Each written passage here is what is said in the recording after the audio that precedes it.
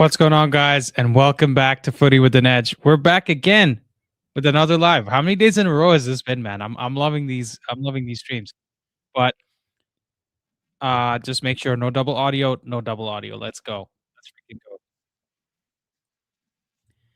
I am hearing myself, so let me just mute that. And bang bang. How's everyone doing, man? Let me get the chat up here as well. Let me just wait for everybody to pop on in so that we can get started with the information that we're about to share, man, because there's a lot of knowledge to be spread around, boys. Okay, this is one of those streams where we learn together, we grow together. If you feel what I'm saying. Let me see.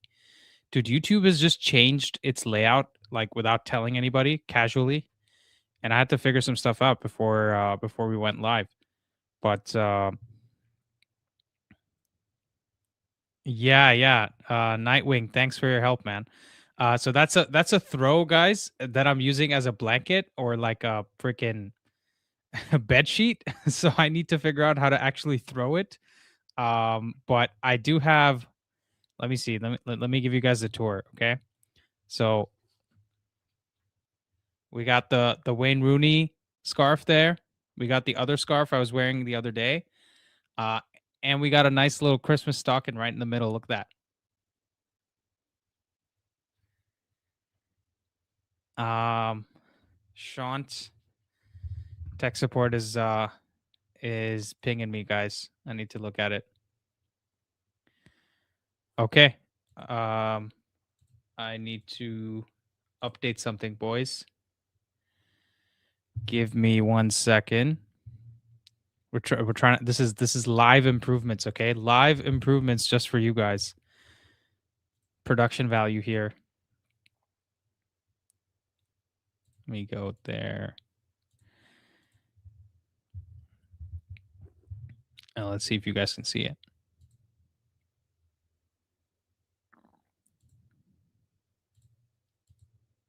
Bang. We got a brand new background for you guys. We'll see that more when you actually join. Let's see. Ayush says there's no I in football, in team. Sorry, Semix. Mr. J Wizzle says, hey guys. J Rizzle, sorry. Nightwing, yes, your gift membership has paid off. Joao Tavares says, hello guys.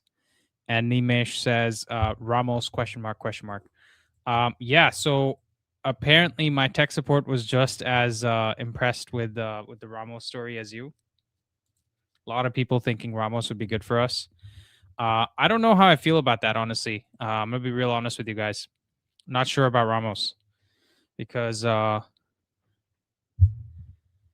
it's fine, Shant. It's fine. I have the other one to go as well. The previous one that you sent me, that's also ready without the two divisions that you made. Yeah, there's no I in football either.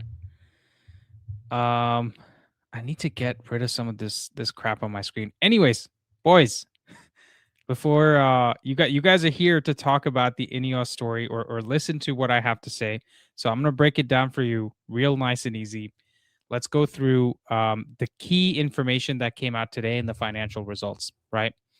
So number one, the Q1 revenue for United is 140 million pounds, which is down 2% year over year. The commercial revenue was down 1.3%, broadcasting revenue down 4.5%, and matchday revenue down 1%. Operating profit, though, even though revenue's down 2%, is 13 million pounds. Versus last year, the operating profit was actually a 7 million loss. So there's a 20 million swing in terms of operating profit, which is mainly driven by the cost-cutting measures that they did and the redundancies across the club. So firing the lunch lady, taking away Luke Shaw's hot dog budget or whatever he was chowing down is what's driving this cost, this improvement in profit. So the projection for this year is 640 to 660 million in revenue. And so Barada and INEOS basically are coming out with the by doing these things, what they're signaling is that we have a sustainably lower cost base, right? So we're not being wasteful, essentially, leaner organization, streamlined departments. It also reinforces INEOS's long-term rebuild narrative, which is short-term pain for long-term gain. Their explanation for why revenues dropped is that there were no major commercial dips, just marginal declines. Broadcasting was down because we have fewer televised fixtures and also scheduling changes, right? So not having the game on Saturday or Sunday, but having some of the games on Monday, it's leading to us getting slightly less money. Match day revenues down because there's minor variance in the home game mix. So fewer home games, I guess. And so there's nothing alarming, just normal fluctuations. And this, I'm actually surprised that it's only down 2% because we are significantly playing less games and there's significantly less money from Europe. So, the fact that we're only 2% down on revenue, that's a big deal. And so essentially for January, this is what they had to say. Profit doesn't equal spending power. PSR is still the limiting factor. The club will not make changes to their January strategy based on the results that came out. Um, excuse me. Um, the DM is still their priority, which is Wharton, Anderson, or Baleba. But summer is more likely for big spending. And United are going to avoid inflated January fees. So essentially, they're saying we still need to see value in the market. Now, on this point, I want to stress and have a slight extended conversation because I think who was it? Ben Jacobs came out and said that there is a possibility for spending in January based on how AFCON goes. So if the 6 games in AFCON that these players are going to miss go really poorly, then we're going to perhaps expedite the timeline and try to get one of our summer targets in January instead. Now, from what I can tell, based on the noise around Semenyo, looks like the interest has dropped off slightly. And if Liverpool let go of Salah, they might go in for Semenyo anyways. So maybe that's one that we stay away from, is what I would say. Um, and it's interesting that the DM is still the priority because by saying that, they're also saying that we're not going to spend in January. Because if the priority is a DM and the DM's only available in the summer, then you're essentially saying I'm not going to spend anything in January. But I do think the upturn of form of Diogo Dalot is giving us a bit of an issue because they might be looking at it and saying actually Dalot can hold this place down till the summer, right? So there's every chance that they decide maybe we don't want to spend on Dalot. Maybe it is okay for us to just continue the way we are, right? Give me 1 second, guys. I can't see they freaking changed everything on the YouTube side. I can't tell how long I've been live for now, which is just great. But okay, whatever. So yeah, essentially Ben Jacobs has said that there is a chance they spend in January, but the club has not necessarily said that. So do I think we can spend big in January? The answer is yes, we can. But are we going to spend big in January? It's unlikely, right? And when I say big, I mean like 100 million or something like that. I do see a situation where we get a couple of loan signings in because a lot of things can change even within the space of a month, right? Certain other clubs go for moves and then they have players that want to go on loan, and we might want to go get those players. So whether that's Sergio Ramos because his contract has been terminated, and how old is Ramos right now? Sergio Ramos. He is 39 years old. Apparently, we have made an offer for Ramos, is what Google tells me. Sergio Ramos receives a formal offer from Man United.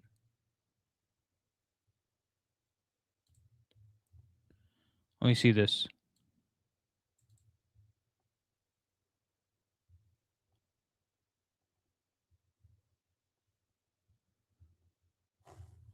Yeah. He's 39. Um, better than anyone on our team. You mean in terms of shape? Yeah, but the problem is he's still not going to have, like, we haven't seen him in the Premier League ever, and he's coming at 39 years old. Like that's just too it's just too late. Um, and we saw Ronaldo, like Ronaldo looked good in his first season and then just tailed off, right? So that would be the only thing I would say.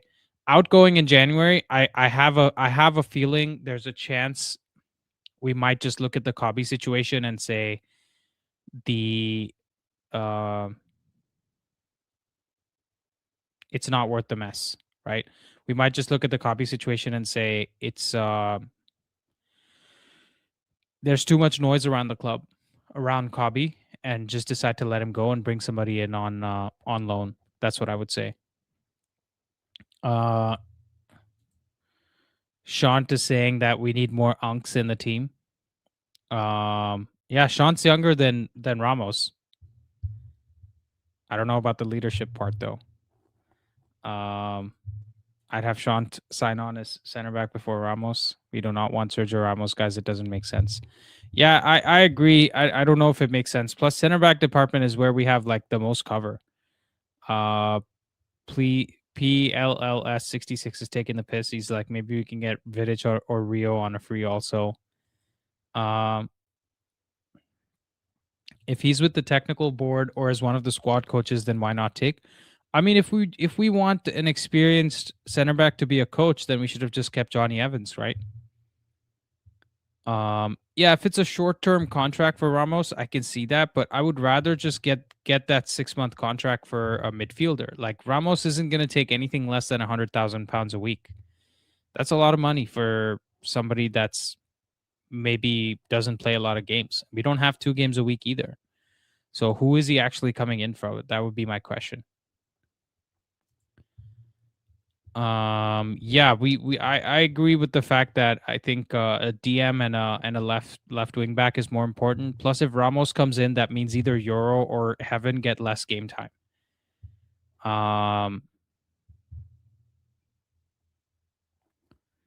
that would be my only concern. Wouldn't you rather see more development for Heaven or Euro, even with Delict and Maguire out or injury prone in general?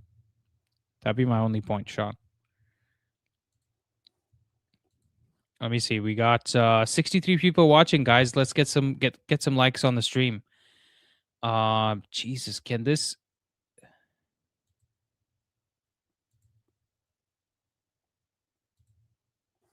Okay, guys, I'm getting pissed about this YouTube studio pissing me off. But anyways, um, so that's the January piece, and then here's the takeaway that fans should take from the results that came out, which is INEOS are tightening the ship, they're cutting excess, they're stabilizing the finances. This is not a United are broke situation at all. It's a rebuild era financial strategy. It sounds like summer 26-27. So the upcoming summer will be the major window. And that also aligns with Barada's multi-year plan. Now, my concern with everything they've come up with is, are they leaving too much for the summer? And that is my concern. I think they're leaving way too much for the summer. They're looking at this like, oh, you know what? We have to overpay in January, so let's just wait till the summer. Let me give you guys an example, right? The first January that Amram came in, we all agreed that the club didn't give him enough.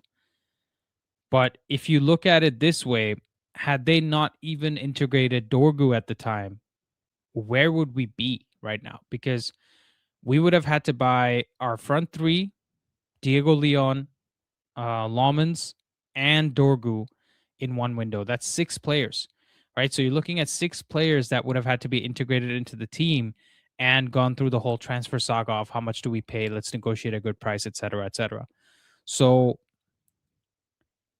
it's always difficult to integrate that many players. I would just say that if you have 5 players you want to buy in January, in the summer, you need to look at it and say, we need to get one of those in now, right? Let's get one of those 5 or 6 signings in January so that that person has some extra time to bet into the team, has some more time to spend with Amram and the players, and also just generally, you know, we have a better experience from a squad building perspective. Um, if it's up to me, both players, like 2 players maybe, would be done in January instead of being done in the summer. So that's just my 2 cents on it. Again, let me see. We got almost 70 people watching, guys. Let's please drop a like on the stream. Really helps me out. Sean says, if we're in or around top 4 by Jan, we'll 100% strike on someone. Yeah, but that's the problem, right, Sean? The statement that Ben Jacobs made is like, oh, if things are going well, we will spend money, but if things are going poorly, we won't spend money. That's like counterintuitive, right? Like ideally, we should be more willing to spend money if things are not going well, because clearly this season is a big opportunity for us to capitalize on the league being as competitive as it is and us overperforming compared to the other teams. So if we get in, honestly, if you ask me one position, right? Let's get this poll going actually. Let me start a poll for you guys. Um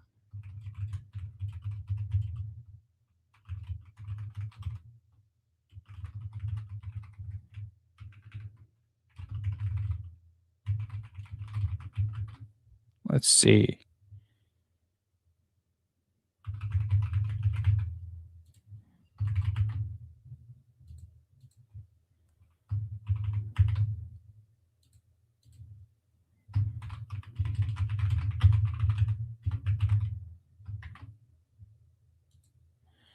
Okay,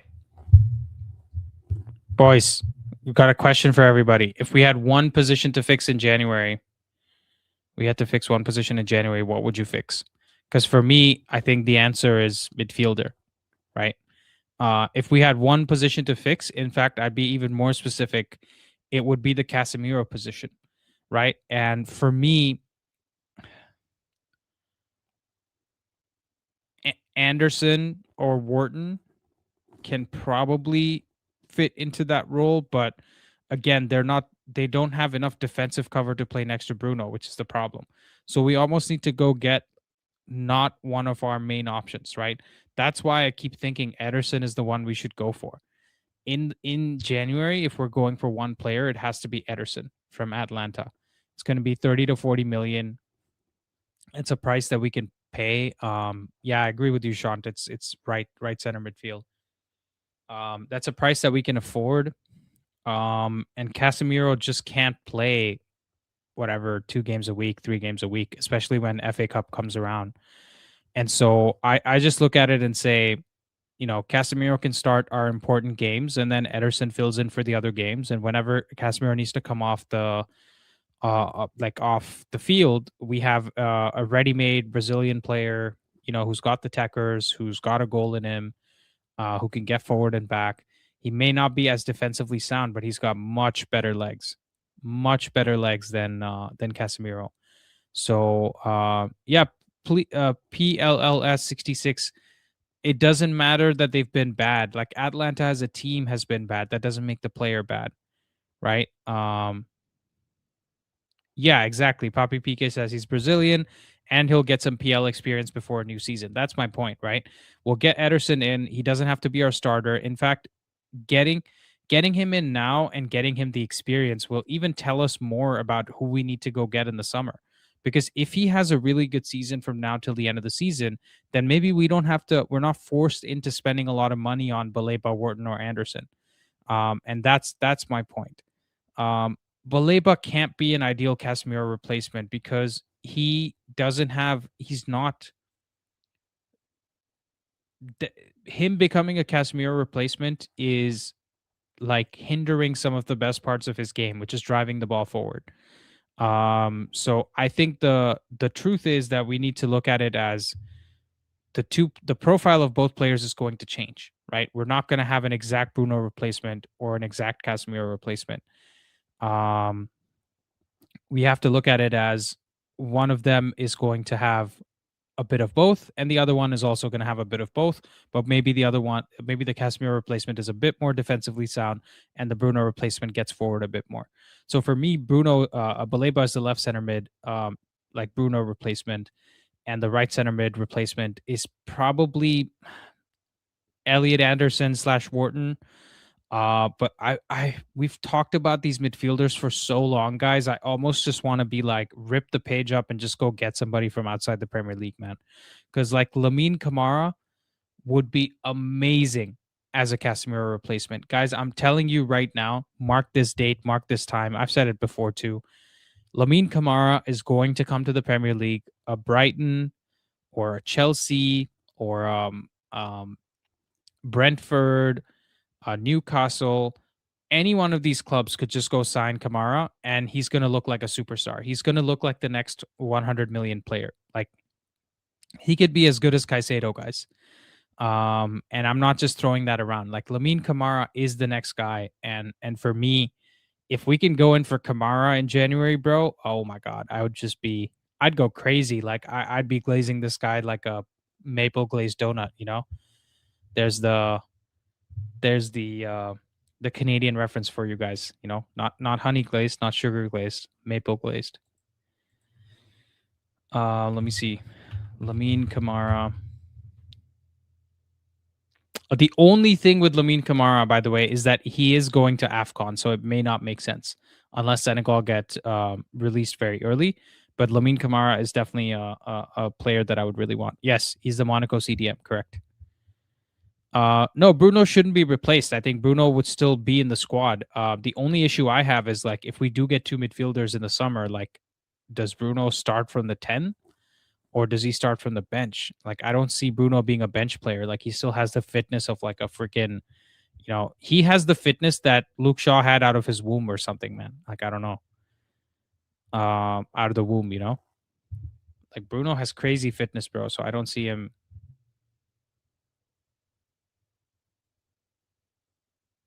Yeah, AFCON is the only issue with Kamara. Let's see what the poll says, guys. We have 45 votes and 71% want a midfielder, and that makes sense. AFCON ends Jan 18th. Yes, that's correct. And for us to get the medical done and everything, it'll have to be end of January type signing. Ayush, but yeah, interesting thought process. We got 90 people watching, guys. Please drop a like on the stream. Really helps us out and helps get more of you folks to come enjoy the stream. Hopefully you're liking how I'm sprucing up the studio. See that little Christmas stocking I got there?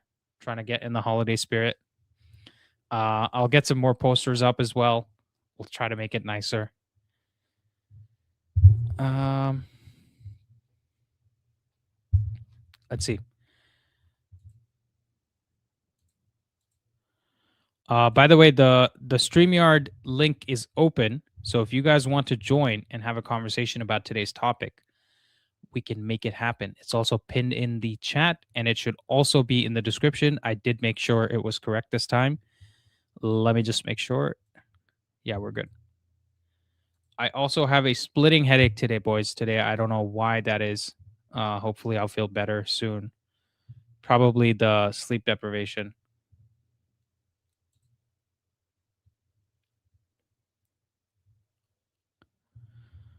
Let's see. One Isar says we need to sell Ugarte if we get a center midfielder. His value is going to tank further. Honest to God, Baleba will complement Bruno and Mainu for how he plays. Just need to work on game consistency. Nightwing says can't call in because I'm technically at work. Don't worry, bro. We won't tell anybody.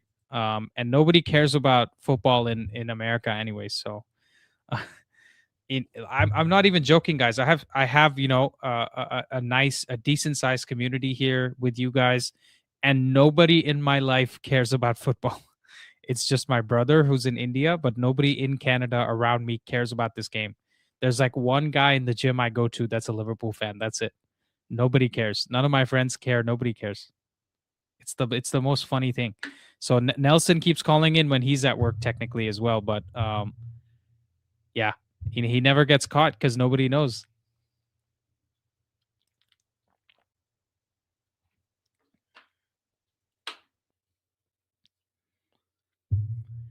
Yeah, not big reg. I agree, bro.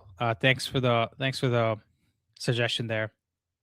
I it's not the sleep schedule. It's more that I just haven't been able to get the sleep because I've had to do a few things. I helped a friend move, so I had to get up early for that. Um, Jack Burr says, "How did your English get so good? I never would have guessed you're originally from overseas." Um, I think my English was always good growing up. Is my answer. Um, like the what's it called? Indians in general have very good vocabulary. That's my experience. Regardless of whether they stay in India or leave India, because even Ayush has been on stream. We've had other folks join. Obviously, Rishi also grew up and stayed in India. Rishi's got better English than me, like in terms of vocabulary at least. And then I moved here pretty young. I was like 17, about to turn 18. So I just, I guess, blended in with Canada, and now I am Canadian. Nightwing says, "Dude, there comes an age where we do not help people move anymore. That age is 28." Yeah. This is a friend of mine that goes back to when we were 18, and every single time I have moved, which is like 3 times now, 4 times maybe, um, he has he has always helped me out. So he's the exception to the rule, if that makes sense. Mamadou Sangare plays for Laon, and he fits the United profile. I have not heard this name before. Let me go check him out. Mamadou Sangare, Malian footballer. Interesting. He's 23 years old. Let me go check out his FB ref. FB ref. Maybe I can get this on screen for you guys. Mamadou Sangare. Mamadou Sangare.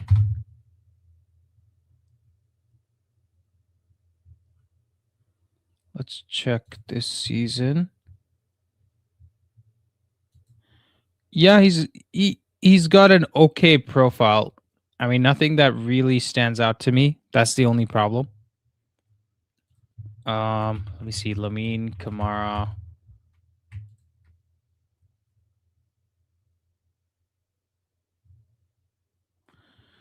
Dude, 6 progressive passes per 90 is only in the 78th percentile for League One. Like, they must just have crazy progressive numbers across the league. But yeah, let me just show you guys Kamara here. Gotta go back to StreamYard.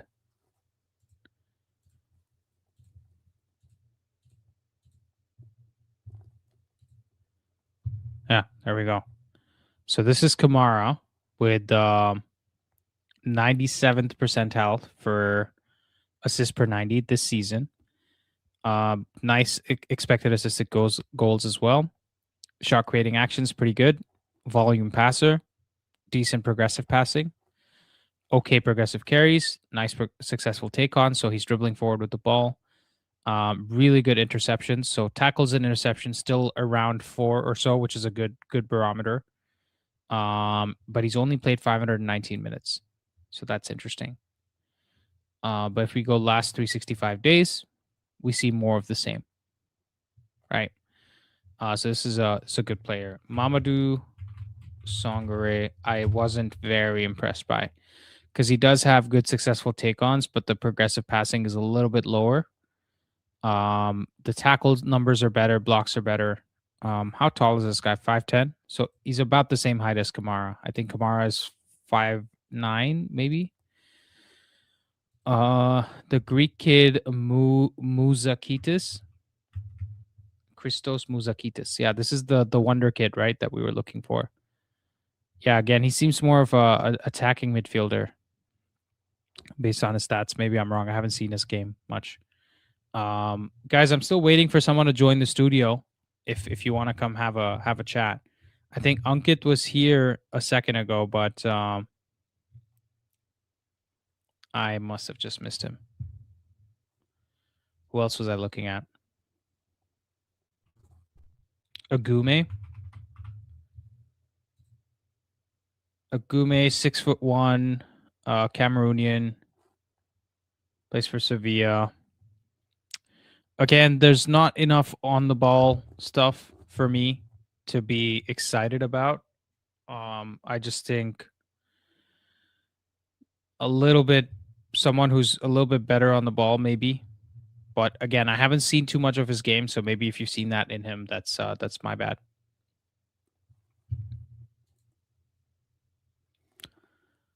Let me see. Given our vulnerable conditions, probably buying Prem Proven keeps the risk in check.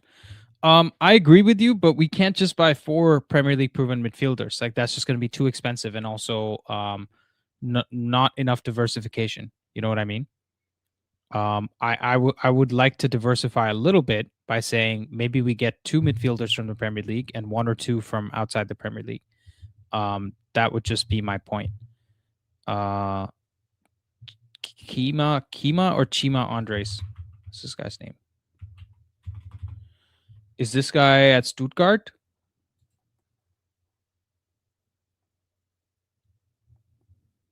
Okay, this guy's got monster defensive numbers, but 900 minutes only. Are you talking about this guy?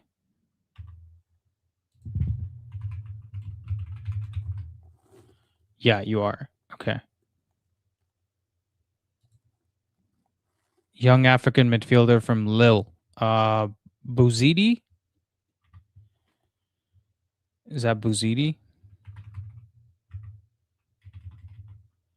I forget his name, dude. Buadi, yeah, Buadi. Ayub Buadi. Ukrainian Brentford midfielder Yarmouk. Isn't he old?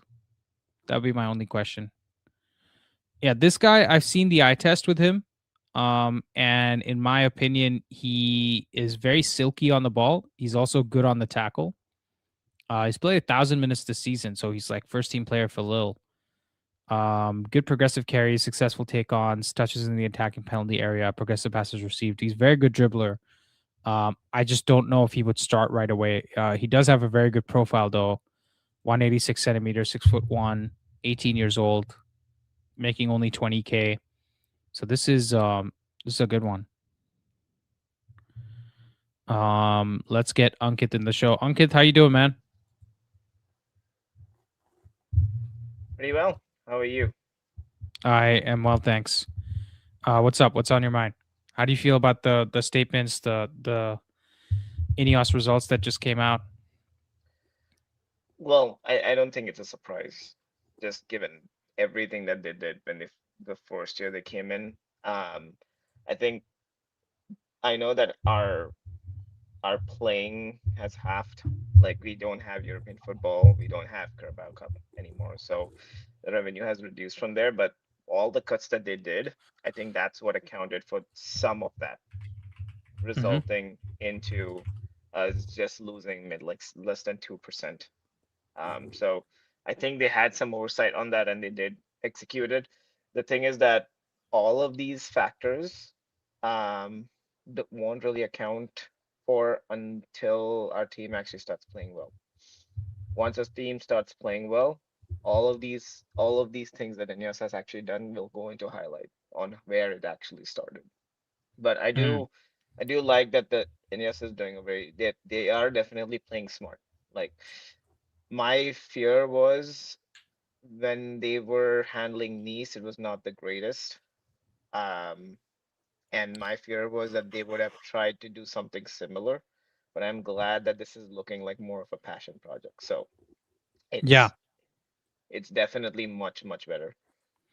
yeah, but the again with the it being much better, I agree with you, but it's also much better from a really shit situation, Of course. right? Yeah, Because open the goals. bar is so low that it's an Hmm. open net Yeah, for and I keep going back to the Fabrizio analogy, which is sometimes you'll see Fabrizio Romano say, "Here we go," 5 minutes before the club actually confirms it, right? yeah, So I'm like, how much did you really do there? How much did you really help us? yeah, And so that's the same thing with Ineos. It's like, okay, well, coming in and firing the lunch lady, was it harsh? Yeah, but is it like, when you're running a club like that, every single dollar matters, right? You have to agree. be cost conscious, and Ankit, I'm not sure what you do for a living, but all of us work, have at some point at least had a job. But even if you're a business owner, you know how the decisions need to be made. You need to Yeah. take care of every single dollar, every single quarter, 5 cents, doesn't matter, right? You need to keep a check on those things. So, cutting jobs that are not necessary is just part of life. Like it's Yeah. just what every business does. So why should United be any different? Like I know so many people that work for like Amazon, Microsoft, like some of these big tech companies as well, Hmm. and they've had so many layoffs this year, right? Yeah. And it seems like the scrutiny on United firing the lunch lady is far more than Yeah. even some of these public companies. So Yeah. at the end of the day, United is actually much smaller from a business perspective compared to the Nvidias, the Apples, and all of these of the world, right? And you just gotta take the decisions as they come and say at least there are some positives, which is the club is in a better financial position. And given that we're not in Europe this year, the fact that the revenue is only down 2%, that's a big deal, Yeah. right? Agreed. I mean, the smartest thing that I think INEOS has done, and this is where I think we differ from other clubs, is we could have easily raised revenue from other places, just like Chelsea, Man City, you know, any multi-club ownership clubs now are raising money through questionable means, let's just put it that way. And Man United has not actually done that, which puts them in a very, it puts them in a better position because now the new rules that are coming in for PSR, right, Yeah, is the going squad to cost target ratio. those.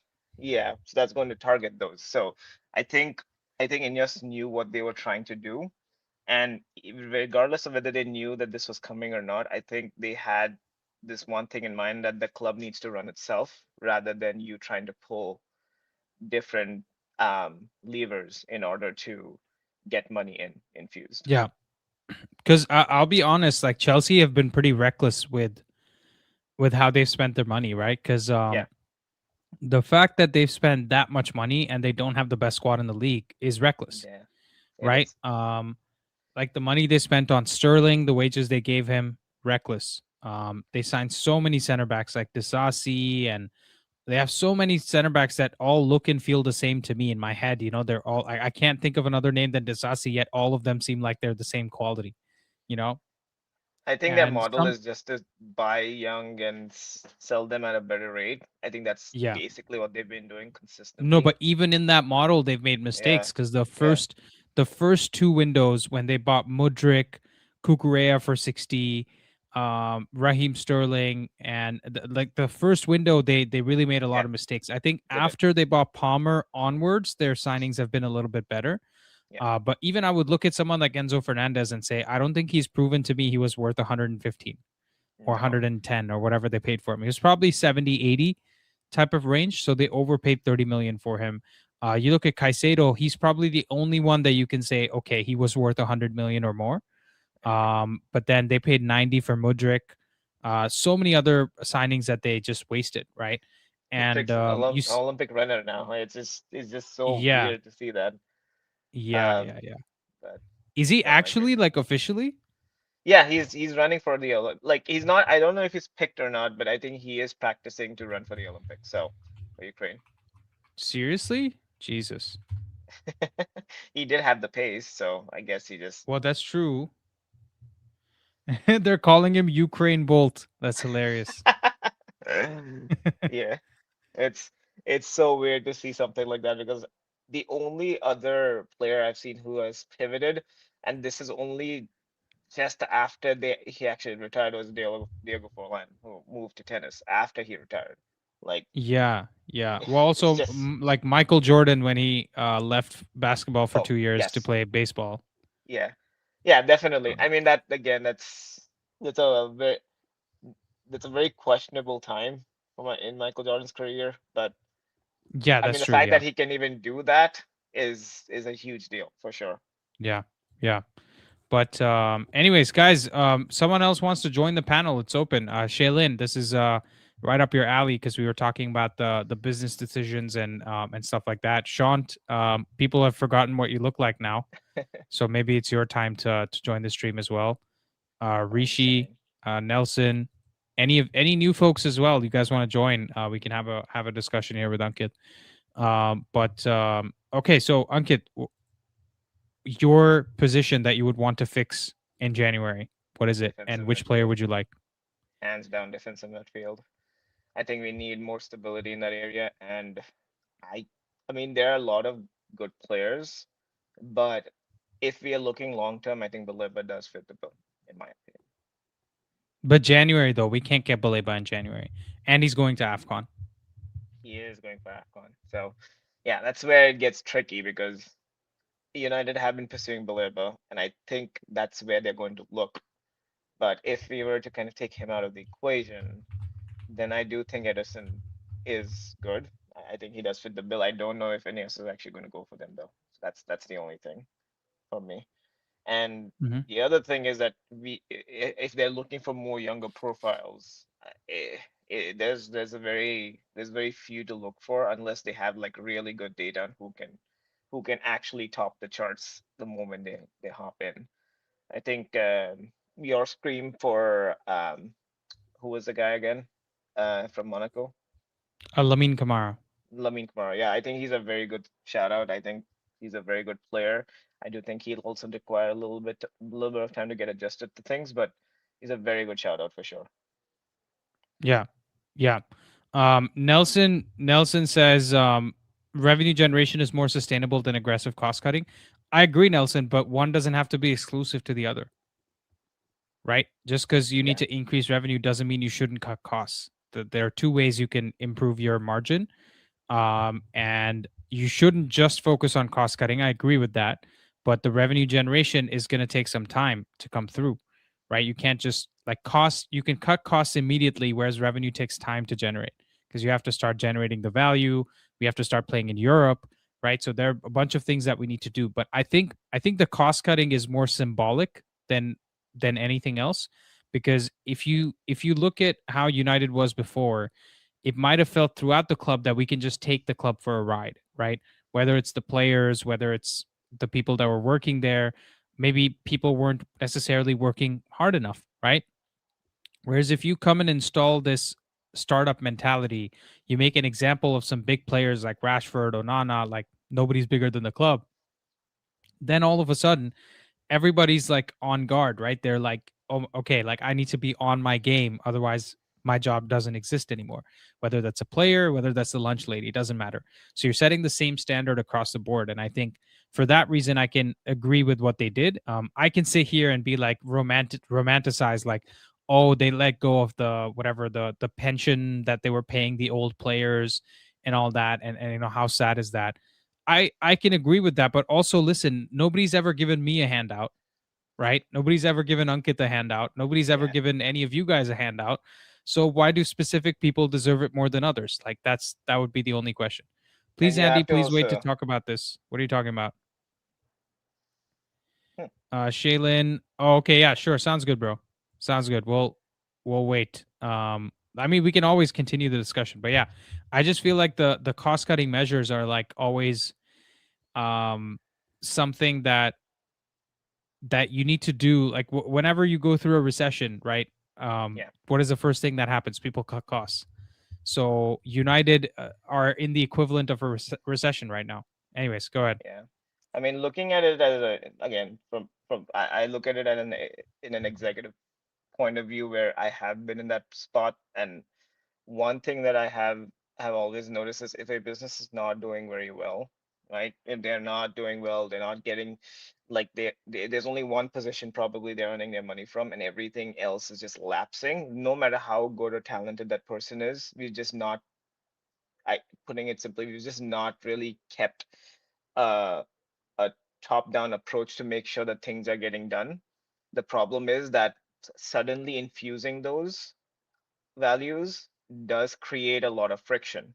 And for that reason, I can understand if INEOS just decided, you know what, we need to have go-getters. We need to have people who can start from the first day and not kind of waste a little bit of time.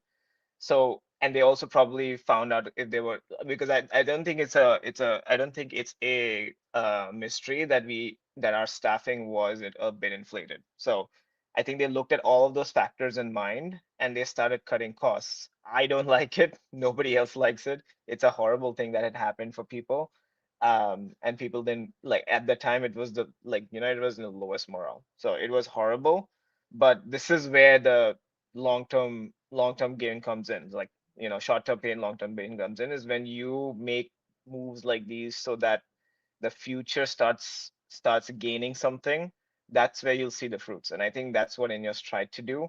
I do think that this was a 50-50 approach though, because it could have very well gone down too. So um, I think that they did, at least in that perspective, they did try to Yeah. um, to just increase the pace of how they can improve their staffing and squad in general. I think that's what they tried to do for sure. Yeah. I do think though that like I guess you're trying to say that they could have done it a little bit slower to avoid like mutiny within the club type of thing. But I do think a brash approach was a little bit needed, right? Like Needed, something yeah, to wake you up, right? Like a little correct, bit like a bucket of water on your face when you're not waking up. yeah, Um, and in it, unfortunately, the truth in today's economy is that people are so worried about losing their job that it honestly doesn't matter because so many companies are doing it, man. The correct, layoffs, like I know we're looking at football in a bubble, but you look at all the tech companies out there, you look at every other company that's out there, you're lucky to keep your job is the message you get in every meeting that you go to. Every performance review, it's like you either shit or get off the pot. Like it's the what's it called? Uncertainty in the job market is crazy. So I do think I'm not going to tell them how to run the club. Would I have done the same things? Probably not. But again, did they did they save more money from doing this than giving Ten Hag a second contract? Right? that's Because they that's probably what they spent more undid. money. Yeah. So they Yeah, probably spent more money on that than the 400 jobs or whatever they cut, right? And for they sure. also recently fired 60 scouts, I think. They had 140 scouts before, now they only have 80 scouts. I mean, So listen, that's that a Dan Ashworth signing as well was like yeah, Dan Ashworth as well, paying him for his horrible. gardening leave and Yeah, then getting him in, getting rid of him in 6 months. There's a bunch of stuff there that you just look at and question a little bit. yeah. But yeah, I think Shri was in the chat. If you want to join and have a conversation, Ayush, if you want to join the call as well, you guys can be on audio, video, doesn't matter. Debts are made to make profits overall, anyways. To big corporations, debts are opportunities. Yeah, that's correct. But when you already have a lot of debt, you don't really have more room to go take on debt, right? Because the interest, the cost of carrying the interest or carrying the debt, it also gets burdensome. Yeah.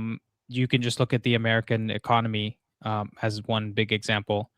I think they spend more money on paying off the interest on their debt than they do on their defense spending, and defense spending is massive. Like America spends the most money on defense. Shri, your looks like your mic or camera are not connected, so I can't add you to the stream. If you figure out your settings, I can add you. PL Strom says, if I had to say a player that asked to go would never wear a United shirt again in his life. Yeah, I agree with you. Like, listen, if Mainu wants to go, whoever else wants to go, I think that needs to be the conversation. Shaylin has just finished cutting his vegetables and ran upstairs to join the It's stream. finally How in. you doing, man? I'm doing good. How are you? I'm very well, I thanks. was waiting to talk to you about this. I've done a ton of Yeah, research, but yeah, so let's. awesome, I don't awesome. know if Is you want that to is get this is into this it the now. stuff you sent me? So I realize I can't share it with you because you're not inside of my organization on my Google Workspace that I made. Mhm. So I just have to spend You like could just put it 2 on weeks. Notion or like Yeah, whatever else probably you want. easier. There's so many, yeah. Yeah, Or just a Google Doc works too. yeah. But yeah, I mean, we could talk through some of that now. But I just wanted to like some of the points that you guys were making were pretty valid. But I also wanted you guys to keep in mind that No, hold on, hold on. historically, yeah, Shaylin, hold the phone. What were you cooking? Now I'm you know, curious. you could just guess. You're both Indian. Just guess. It's the quickest thing that you can make for lunch Dal. or dinner or whatever. Yeah, dal. No, not dal. Like worse for you than dal. Like unhealthy. But yeah.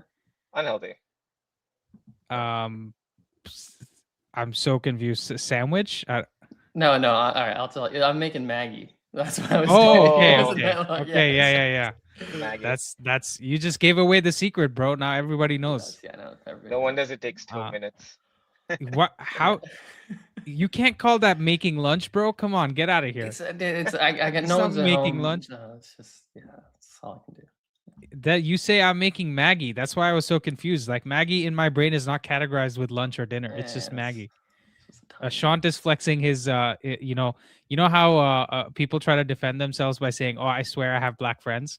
That's Shant's version of saying pani puri. He's like, "Oh, I swear I got Indian friends." Yeah, look at Rishi. Rishi's pissed. He's like, MF makes Maggie and calls it making lunch. So you know I'm ABCD, Rishi. Come on. Yeah, exactly. Exactly. There you go. Yeah, that's not equivalent of beans on toast. It's like, what would be the British equivalent of like making Maggie? Like, I don't even know. There's no yeah, okay, so what dish is Maggie? Muhammad says Maggie is basically like Indian ramen. That's the best way to describe it. Like, you know, the instant noodles basically. Yeah, Rishi's calling Shanta Gora Pakora. Okay. So did you eat your Maggie, or is it like gonna go cold now? No, I'll let it sit for a second. Okay, All sounds good. Yeah. All right, go for it, man. What did you have to say? You did your research. You're excited Oh, about man. the financial side, business side. You were gonna send me some stuff. This is your chance to shine, bro. Dude, okay. I don't know if we'll like get through all of it because like, you know, even I have to like drop in a second. But here's where a bunch of this stuff starts.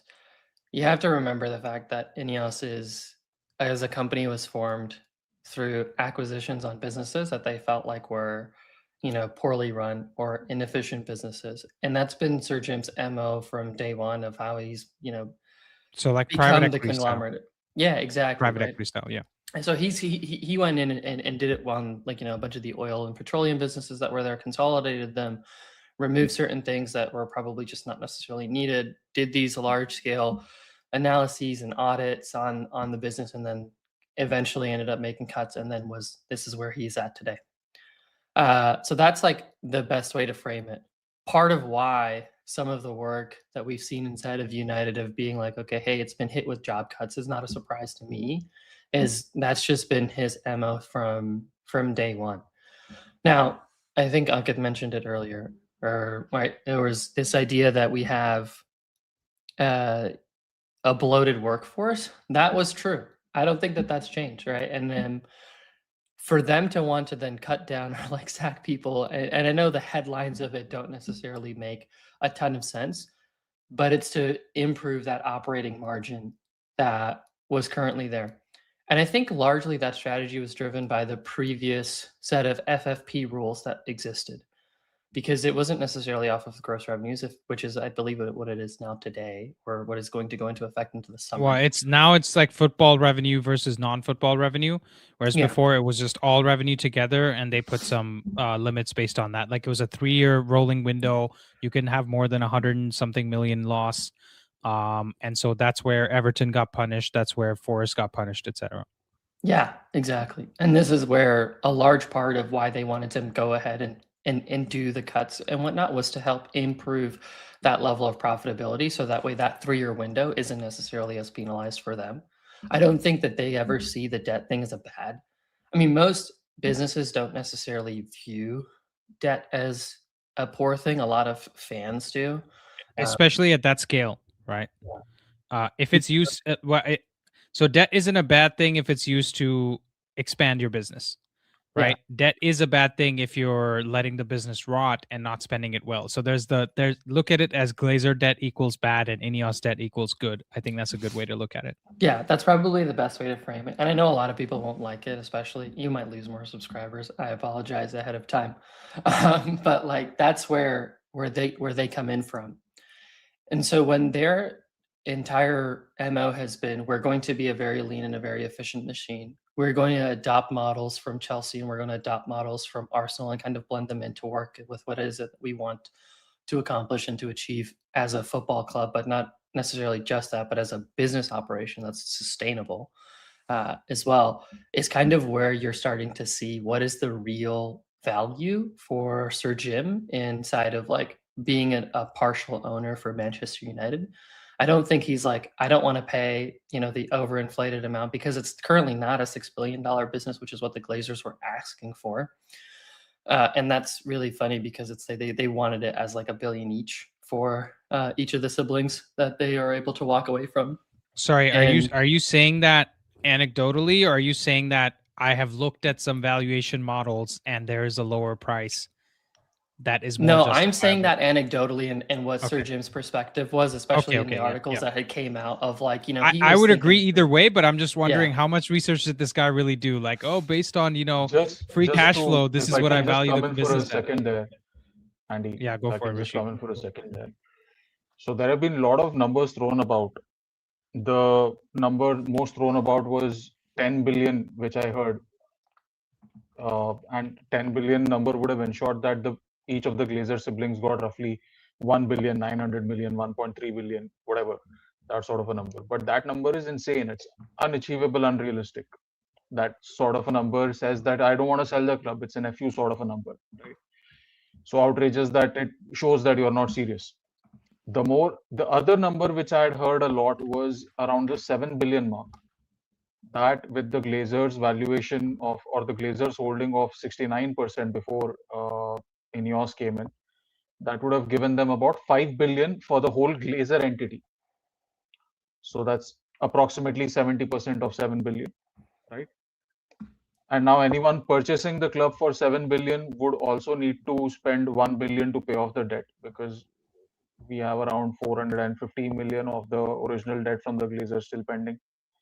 By the time you complete the takeover and you get your feet under the table, there's a 61 million yearly interest payment, which does not cut into the principal at all. It's just the interest on the debt, right? So you're looking at least 500 plus million pounds as soon as you take over, just to get rid of the Glazer debt and the interest. Then you're looking at the revolving credit facility, which itself has racked up a debt of 300 million pounds, close to. That's the transfer debt that we owe, and out of that 120 was due in this season or this financial year or whatever that is. So there's 300 of that, right? And then for the takeover cost, it cost 70 million just for the Glazers to come into the club. That was taken off the club's books, right? So you're almost at 900 million. So that means the cost of the takeover itself is £1 billion. 7 billion to buy over the entire club, that's 8 billion, and then 2 billion at least, going by what Chelsea have spent, that's 2 more billion to get the whole shebang running and smooth and competing at the top. So that's like 10 billion pounds is the investment required in Man United. Dude, I think Qatar can put up another proxy state in 10 billion pounds instead of just buying a football club, right?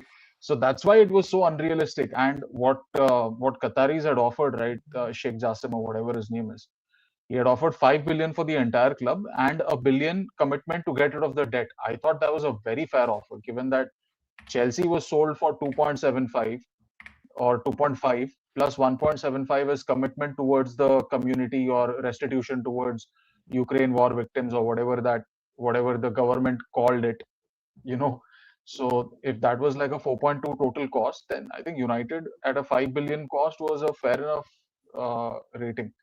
So yeah, just discussing those valuation models is like insane, because you could go off of everything. Even if you go by like who's going to give a 10x valuation on your total turnover, dude? Your annual turnover? That's insane. Like But even you at also have to 6.6 billion, remember, it's crazy. You have to remember the conversions. I think the 1 billion per was USD, because the Glazers are obviously US based. So at the current offering of like what fair market value, let's not say what the let's say what the latest competitive bid was, I guess, was all in encapsulated. If you put at Ratcliffe's stake at, what was the official number confirmed? The 27%. Yeah. 27% at 1.3, I think, is what 1.3. So that's almost around like a 5-ish billion GBP valuation. That would put us at around maybe close to 7 billion USD. I personally think that was kind of a steal with regards to if he were to buy out the whole institution, and I'm measuring that to the Lakers of NBA.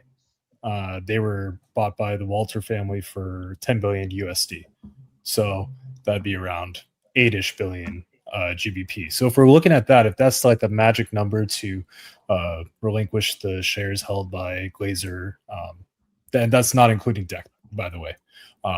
That would be something in the likes that I think with we're seeing the more global profile of the sport, especially you're going to see America hold World Cup going next year. There's always an intake of a more global fan base. Fan base in America. The TAM could increase with the World Cup in 100%. America because you have the highest income demographic getting added to the sport, right? Exactly. I hear you. I hear you, Sean. But the issue I have with that 7 billion USD number is that you also have a bunch of debt that you have accumulated that is now going to be somebody else's debt.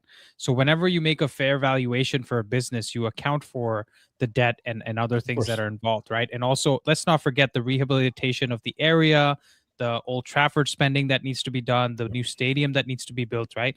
Yeah. I actually think the reason the Glazers were so enthralled by the INEOS offer is that INEOS must have come in because really deep it, right? Me and Rishi have talked about this offline many times. If you really deep it, why the hell would INEOS come in with 27% stake in something, try to improve all of it by taking over the football operations, which is the meat and potatoes? Why would you go into most a house of the money, make all the renovations if you're only a quarter of the ownership, exactly, and then buy it for the appreciated value? That's totally makes sense. Exactly, which is the question. So for me, I think the reason is that INEOS basically came in and said, we can get you the stadium rebuild and we can get you a much higher price. And they probably have some sort of agreement where they will be allowed to purchase a bigger stake in the club, given that the sell price of the club to another party in a few years' time is much higher. Do you understand what I'm saying? Like, no, totally. Essentially, you get to keep the club for a bit longer. These are things we don't have access to within these. We don't know confirmed, because that's not a public facing document, and that's not something that we will probably ever hear of until we get the murmurs of potentially another acquisition. So that's all speculation as of this point. But going forward, what are the worries that you have with regards to INEOS's overtaking of the sporting project and the rehabilitation project that they've done in the Greater Manchester area, especially as it relates to their fundraising efforts with the government and the new stadium? Because obviously that is a big hurdle to climb with regards to how this is going to really map out if we're going to see a potential ownership change or the relinquishment of the Glazers. In terms of concerns for me, I think it goes back to what Shaylin said earlier, which is the track record of INEOS is private equity, right? And I have some experience with that as well in terms of how those businesses operate, how VCs think, how private equity thinks. I know Sean might have some exposure to that as well. Maybe Shaylin does too.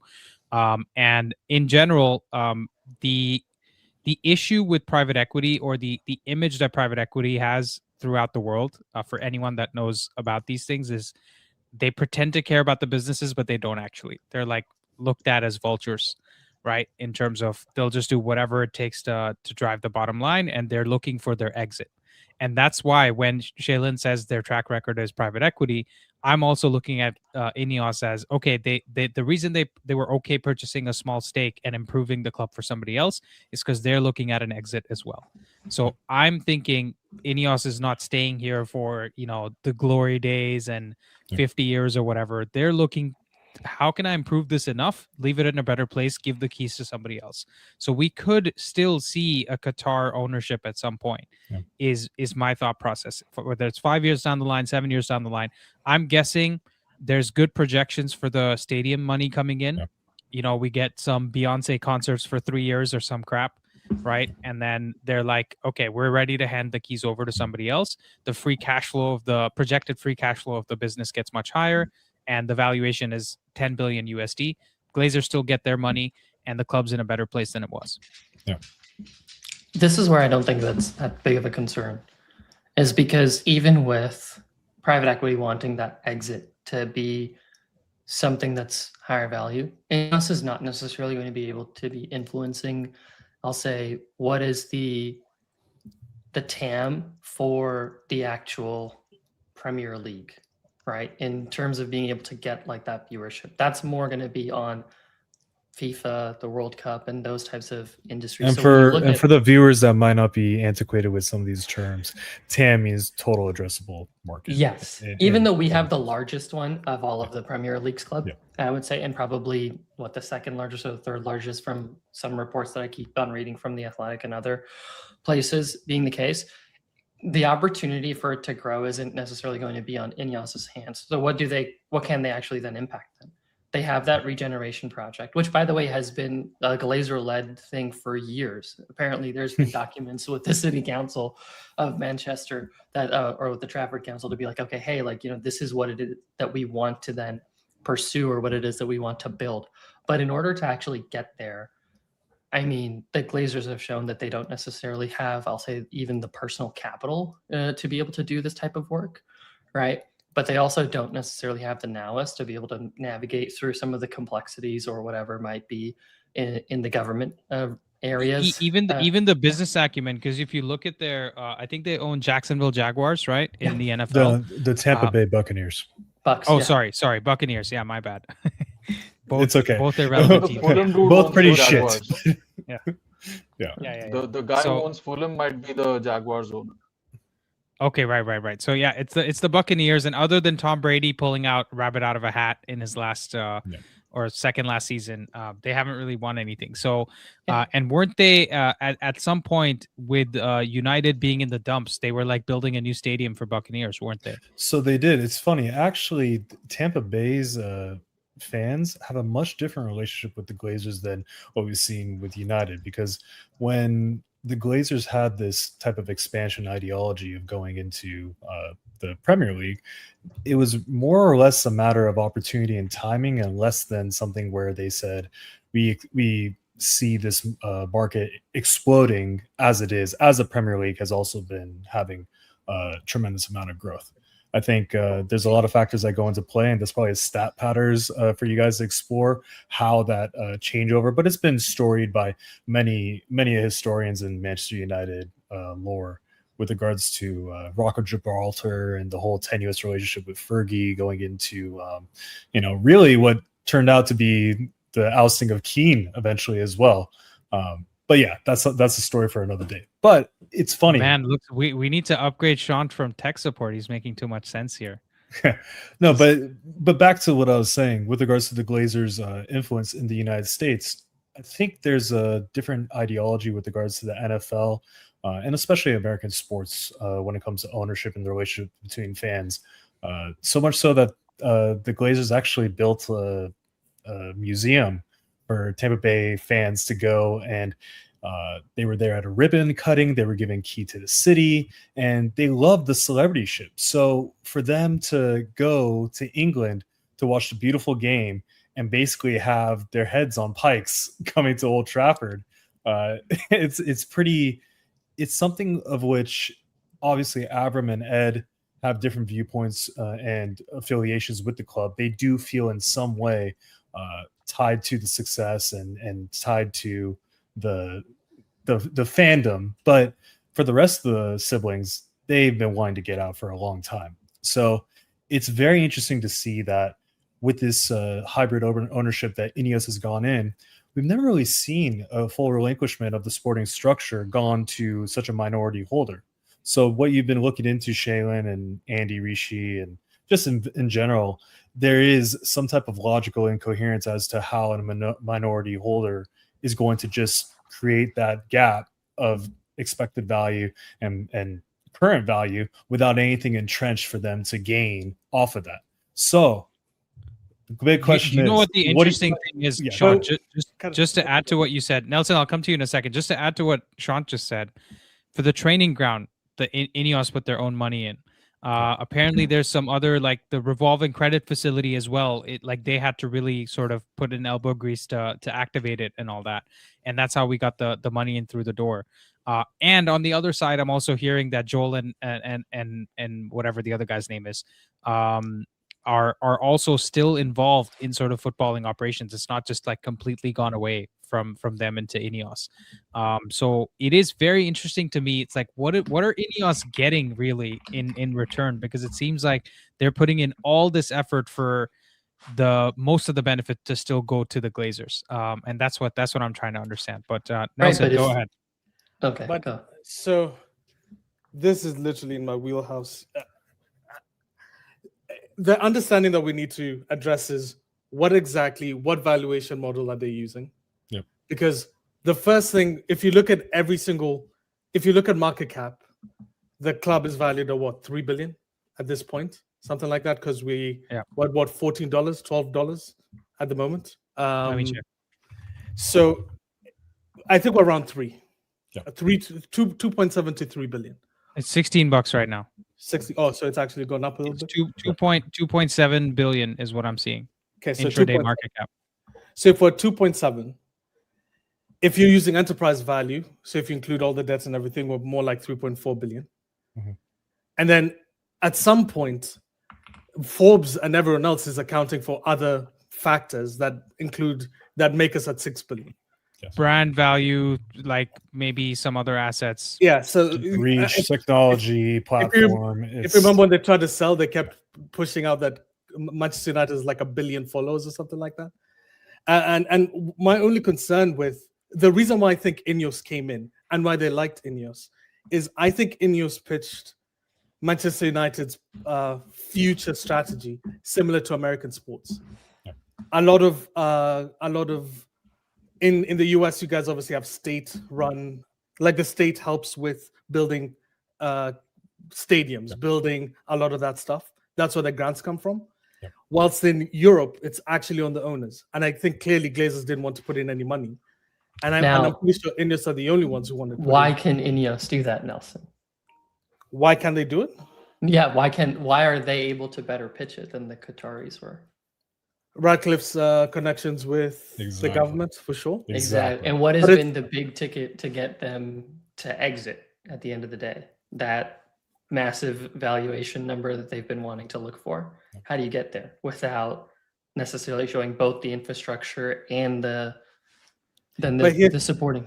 Here's the area? problem: the British government aren't giving them. They might give them a grant to do it, but the acquisition of the land is not part of the deal. That's the shipping company being a bitch about it. Sorry to swear, but what was the expected bid to go in? I think it was something at like 10% of what they quoted in return. They said, they want like $4 million for I think INEOS thought it was like 40 million, and they're quoting like much higher than that, right? 200 million or something crazy. It was some crazy multiple that clearly, if had that gone into the financial modeling of INEOS going in, I think Carrington would still probably be in the dumpster. But that just means hold on. But that just means they get rid of the Bedouin tents, right? Because it can still go forward. It's just going to be smaller. Yeah. From what I remember, whatever. Nelson, yeah, go on. Sorry, Nelson. I'd love to hear your perspective of how British taxpayers and actual match going supporters view this type of dependency on the government to subsidize a lot of these forward-facing asset increases. Can we just get Shaylin's thought, because I think he was going to say something, and then we'll go to Nelson. No, it's okay. Yeah. What I was going to point out was that even though you had mentioned that, hey, the government might give them some grant or something like that, I usually pointed out as well that the City Stadium is owned by Manchester Municipal Council. West Ham Stadium, like today, is owned by, I believe it's the London government, if I'm not mistaken. But yeah. Anyways, just continue. Yeah, but whenever the government actually owns it, you technically kind of lease it, where you would be paying a certain amount back. And obviously they assume with a larger stadium would be making a lot more, looking at the price hikes that they've done. The two factors that are a big issue is when Man City came in, the amount of development that they did in Manchester was so big that anything that was off-cut by increases in ticket pricing was offset by how many jobs they brought in. And I think with Manchester United's case, that isn't going to be the same play. They're just all they'll do, they'll update that area, but it doesn't really impact the same way Manchester City did. Nelson, I slightly disagree though, because they're talking about having the hotels there, a bunch of recreational stuff there, so that automatically creates jobs for the people in the area because they have to come staff those They already things. have a hotel in Old Trafford right now. You're just switching one side. No, it's going to be a much larger a whole project. It's going to be a regeneration larger project. hotel. It's huge. Nelson, yes. Nelson. Huge, So the whole pitch that Ratcliffe and INEOS came in was actually off of the SoFi model down at Carson near Los Angeles, and they really kind of, I think in other terms you might call it gentrification, but in this term, they created almost like a village leading up to the SoFi Stadium, and they created an auxiliary stadium as well, which would, in my opinion, probably house the women's team if something were to happen to Old Trafford. Hopefully not.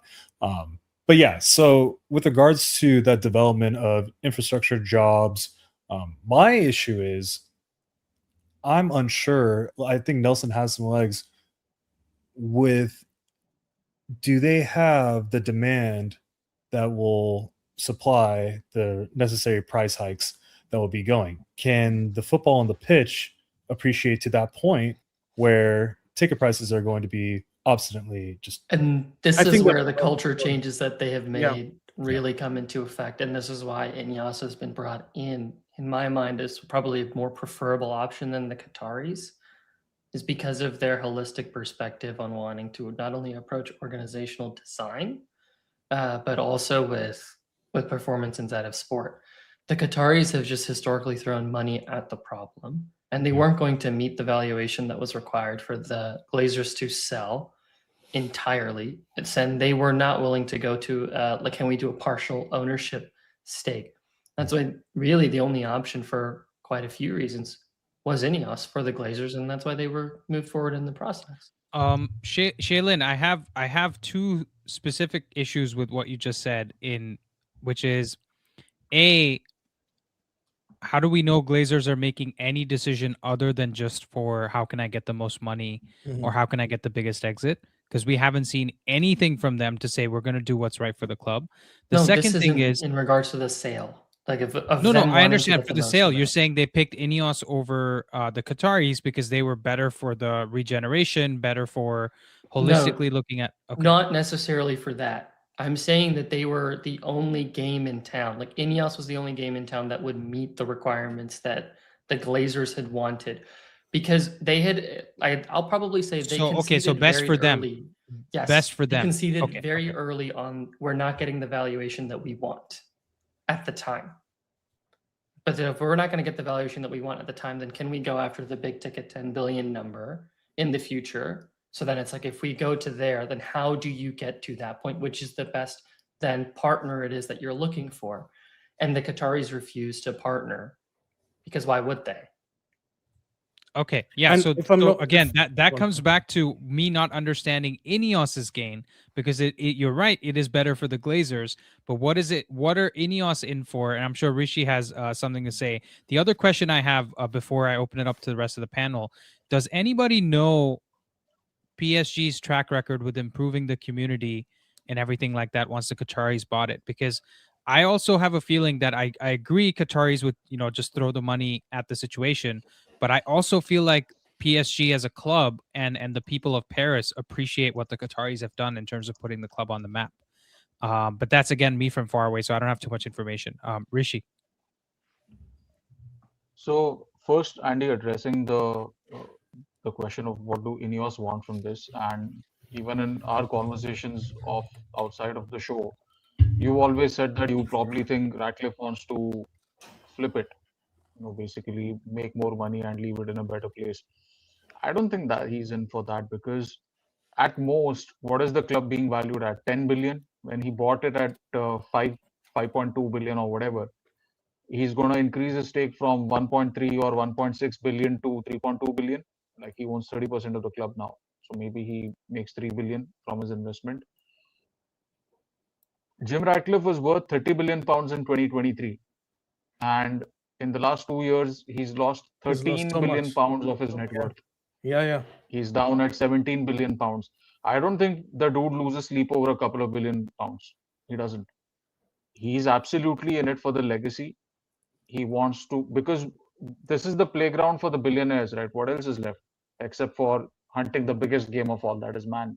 So are you saying this is like his magnum opus? This is his It is his It legacy is. of He's like this wanted is how to- he leaves. Yeah. Yeah, because he's 70 years old. He's conquered the business world. He's turned around turned INEOS from like a 10 million pound company, debt-ridden company, to a billion pound entity. He To does add- business across the entire world.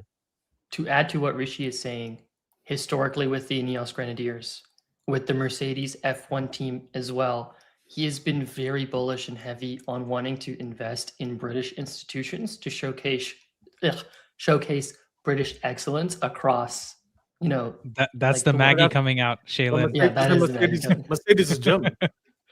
Mercedes is German, but the okay, who was the driver at the time? The headquarters. They have a bunch of of Mercedes. investors. It's in, With Silverstone, like there's a heavy British influence in terms yes, of the and technical they're and the engineering team. title sponsor inside of the F1 team. Lewis Hamilton was coming out, and he's by far been shown as like probably one of the best drivers ever inside of F1. This is where like that backing of wanting to do these types of things to showcase this is what he feels like his legacy is as probably the public business face of what Britain is. I always thought the reason why he invested, I'm a huge F1 guy. One of the reasons I thought he just invested in F1 is because it's cars, it's car people, petrochemicals work perfectly with F1. Didn't he also make like? Didn't he make like the INEOS version of the Land Rover or Range Rover? That's the Grenadier. The Grenadier, yeah. Grenadier, yeah, terrible car. But when you look, It's actually not bad. It's, no, it can't. I've seen them. There are quite a I'm few. trying to increase the value. Oh, sorry, okay. Also, you know A good car, the great car. irony in this whole thing is he wants to do what's great for Britain, but I He thought lives in I Monaco now. remembered this and I went and corroborated it. His tax domicile isn't even the UK. Yeah, he It's lives in Monaco. Monaco. Yeah. I'm going to be But honest. the amount of capital that he's generating for the empire is pretty significant. Well, I think he took Brexit very literally and just left Britain, right? He helps. Yeah, he looks a very queen and country kind of guy. Now He king and wanted to country, step of course. into the shoes of those that are not, He- Wasn't he one of the main voices? for Guys, advocacy? I'll tell you what happened. Okay, he went there because he's scouting Lamine Kamara. Okay, There you that's the go. reason he's living there. That Okay, makes we're a lot gonna of get him sense very now. soon. Yeah. For Nice or for us? That's a For question. Bro, Nice don't Nice have are the money, losing, by bro. the way. Nice are losing to Braga. I actually wanted to talk to you too, like Shailene as well specifically. What's your? You guys seem to be very positive, but he replicated the same model in FC Lausanne. It's failing. In Nice, it failed. Why are you guys quite confident that it would work here? I think when you go to a racetrack and you go around the track in a Fiat Pinto, and then you set a certain time. Yeah, sometimes the wheels might fall off, and there's other circumstances that are not due to driver skill. But then when you have the McLaren F1 team working on you, and your car is light years better, and you have some inherent advantages that other teams don't have, I think that's something that where you're able to see a little bit more of a representation of the vision. And I think as to what Rishi was saying, there's the reason this geezer's out here running marathons. I don't think it's just for his own personal health. I think he wants to see the ground broken at the new stadium. I think with billionaires, the numbers game is something like people imagine like they lose sleep and they're just the most shrewd over certain things. Well, that I'm sure obviously that applies, but what's better than being the guy that broke ground on the new stadium, gave United their first title in over 2 decades, or hopefully less, hopefully less than that. But Project 250. Project 350 might be on the cards. But no, I do see the whole legacy aspect being a major driver in this, which in certain instances, if we do see a better outcome on the pitch, I think we also see a better viewpoint of Jim. I think most of this issue is that the debt is a disgusting vehicle, especially from a visceral reaction as a fan to see a place on the club. But beyond that is the fact that we've been horrible on the pitch and we've had no identity, no structure whatsoever. So I think that's why this whole attribution of systems, just betting on people that are just top 1% in whatever field they're at, and then making all these drastic cuts is more so of an estimation of the self audit that they did of the club at the time. So I think this was the necessary Also, evil. if I that may people were talking add, about. Yeah, Sean, with them being private equity and them having such diverse experience across so many industries, like guys, football's under the limelight a lot, right? So it gets a lot more exposure. But there's actually 100 different industries where there's like medium-sized businesses that are bigger than United, right? That they might have experience with in terms of the revenue they generate. We just don't see them as much, right? Because it's not a end consumer type of consumption. So for me, I think they're looking at Lausanne and Nice as actually more work than it takes at United, because United is in such a place with so much revenue and such establishment already that they can come in and do the tap-ins, scoring the tap-ins just to look. and so there's much better. certain I think that's what they've done constraints so far. that of improvement that they have at Lausanne and at Nice that they don't have at Manchester United. And in comparison, sorry, go ahead, Nelson. No, but I thought when they got Nice was actually in a good position, both financially and football-wise. Nice were prudent. I think we saw the summer prior to them getting that minority stake in United. We actually saw an uptick in form, and that's when Todibo was heavily linked with us. Which we we saw both that like like. but that was actually Yeah. an aberration of their total form throughout the INEOS ownership. They were actually more so at around or underdeveloping their player. But I just want to go back to the stark contrast as having industry professionals working in their wheelhouse and in development. As a petrochemical company, they've had R&D and all of these massive scale projects when it comes to industrial, enterprise, commercial applications, whether that's building plants, whether that's building infrastructure, whether that's talking with governments all across the globe on how to develop the value of their business, therefore getting better shareholder value. That type of track record and those types of relationships are directly translatable to the cream of the crop. There's a big stark difference between teams in the championship, teams all across the football pyramid versus the flagships of the sport. So when you're looking at all the different, and that's part of why things got so bloated. You look at the Glazers, just in legal fees that they accrued for this M&A that occurred with INEOS and Qataris, etc. 70 million. 70 million was siphoned out of the club just for that. INEOS can do and accomplish things at a much better rate, and they can probably get their ability to attract talent now that they're doing it from this position is more than anything we've seen at their previous excursions in the sport. Yeah. So yeah, and if I may just add, Shaylin, before you go, because there's a comment by Ayush that says, but INEOS's cycling ventures have been more about transforming and sticking with it instead of booking profits.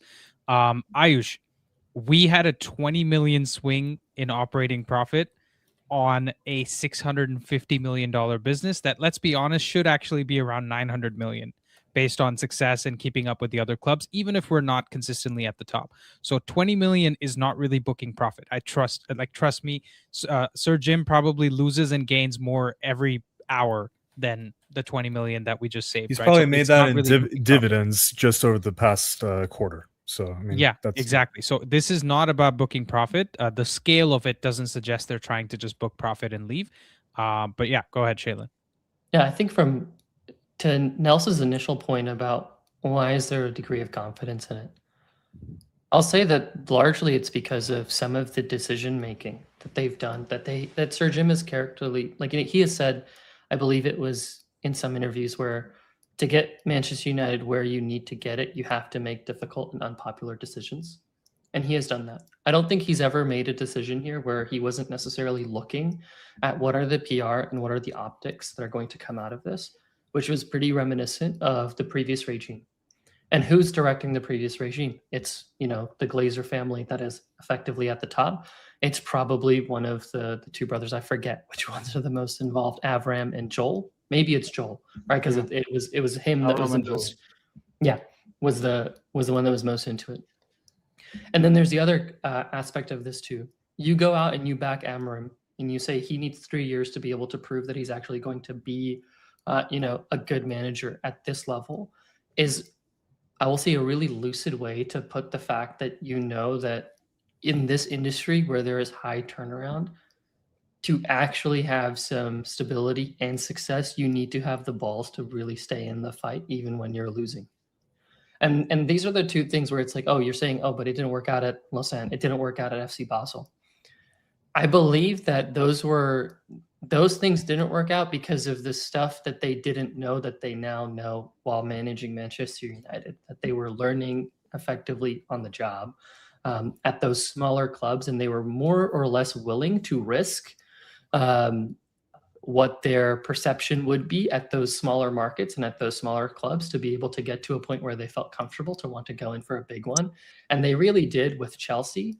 But the late bid for Chelsea, in my mind, is probably some billionaire like optics type of thing to showcase intent to want to purchase Manchester United. So if that was the end goal for him, then the Glazers would be like, that's great, but are you actually somebody that's serious and wanting to do something? Show us and prove You it know, to us. that I you just actually- realized. Hold on, Nelson. I just realized where I recognize Shaylin's background for. It looks very similar to the INEOS headquarters. That I've seen Is that outside? Because he's talking way too much sense, like more sense and more like actual positivity that I can get behind than even I've heard from INEOS by themselves, right? But maybe I haven't given crazy. them an hour to listen to them. That's where he got his all his information from. He got it from Yeah, his- exactly. He says No, I have but to it do my makes sense. research Send is me actually the just, email. hey, Yeah. can It's all adding up. HR I can't send it to repopulate you. our program Yeah. directives again to my He's got access to the gym GPT, you know? exactly. Yeah. But Just so those are nice positives, and I think it's all good for as the positive guy, Mr. 4-1. And that's going to be my prediction every week, by the way, for every game week, because I do Yeah. think we have those goals in the team. My question to everyone is, what are the missteps that make you doubt that this is going to be as smooth of a sporting transition and return to dominance? Because I do think there's a couple that stuck out, namely Ashworth and some of the redundancies across the board and timing that maybe show that The number one misstep is going to be their unwillingness to want to invest further into the club. Yeah. Right? They put in 50 million of their own money, but that was a part of the deal that was sanctioned. And I think the other part to it is like, what is going to get them to want to invest more is, are they going to be able to get additional control of the club in the sense of like from an ownership perspective? And are the Glazers really willing to relinquish that control, especially if they're looking for a specific valuation target in order to hit that gives them that we get $1 billion per sibling payout? That's just been really hypothesized upon in the past, right? Or thought of upon. The second part I will add to that too is that where is the other misstep that's going to come into place is, by and large, they have put in people who are effectively the right choices to move into a position that they were not necessarily in, but could have been promoted into in their previous organization. Just the opportunity or that space had not been opened up. And we're really going to have to see and understand if whether Berardi, Wilcox, and even Vivell, to a certain extent, are going to be the right people as I'll say a leadership trio to really take what is considered to be that next step, just as much as we're considering that same thing for Amram, as like you've managed Sporting, it is in a smaller league, But can you then go on and manage the largest club inside of the world, especially not having been in the largest league inside of the world? Those are really the two where it's like you need to hit those more, I will say, right, than the actual transfer or the underlying transfer decisions behind it, because they've really committed to wanting to play football in this vision of how Amram is wanting to play football. And that decision was solely made between Brailsford, Wilcox, Berarda, and Jim Ratcliffe. Now, Brailsford is not necessarily here, but he would have never been fired anyways. Ratcliffe is the owner. The other two are the ones that were making that recommendation strongly and largely of why it is that they want to go. And if that turns out to actually be the wrong recommendation, because it's just a bet, right? It's just an effective like guess of like, hey, how is football going to evolve within the next couple of years? That's going to trip them up if they get it wrong. But I think- I'll say this. Sorry, Shaylin. I know Sean's prompt was like, what are the negative things that you're worried about, maybe? But I feel like there's one positive that we haven't really discussed. At least today, we have discussed it before, and that's how they're going after the best young talent around the world, right? And I'm really seeing that as a big positive, because guess what, guys? Orozco could be what Caicedo was 3 seasons ago, right? And Sekou Kone might be the next Enzo Fernandez, right? We have all these players that could turn into something that is huge. And listen, I wasn't just gassing up Aiden Heaven because I thought it could get me views. I was actually bringing him up because I saw something from him where this is like a Premier League proven. You're trying to raise his passing transfer quarterback. value so that we can have a more positive total when we sell him. Yeah, so we can go get Lamine Kamara, who's my next guy, right? This is one of those shows that where they start with $1 and they try to roll it into like $100. Exactly. Yeah, so I think I'm really liking the transfer strategy, actually, even though Shaylin, your point is correct that big picture, getting the manager right, getting the decision-making structure right is more important. I am seeing the impact of that decision-making structure already, which is the proof with the transfers that we're going for. But don't you, Nelson, don't sorry, you, what were you saying? I think that there's a salient point that Shailene made, which is maybe, and I'm not even blaming INEOS because INEOS aren't the people who should be putting money in. It's the Glazers who should be putting money in. But the investment into the club, like, let's be honest, we have, specifically you two, Andy and Rishi, you guys have spoken about multiple players that in this season, if we had good management, like, and I'm not talking about Berarda, I mean the higher ups, the board, they would really push for a guaranteed top 4 this season. I think it's so easy to get top 4 this season if you really invest in this club properly. Also very important from a Amram long-term perspective, because if he gets top 4 this year, he gets a lot more backing from the fans, and all the Amram outers go and eat shit, right? And a lot more matches to play, and a lot more diversity and appeasement towards the players that are a little bit marginalized due to the competitiveness of those starting 11 spots. Yeah. And let's be honest, like, even in the things like the Mainu saga and all these things, if you brought in Kamara, for instance, the argument about Mainu just disappears because you clearly bring in a player of a certain level that no one even talks about the younger boys. You just look at the level that you currently have and you go, this is a top 4 pushing team. But my fear is, even in situations where we can capitalize, I still see this like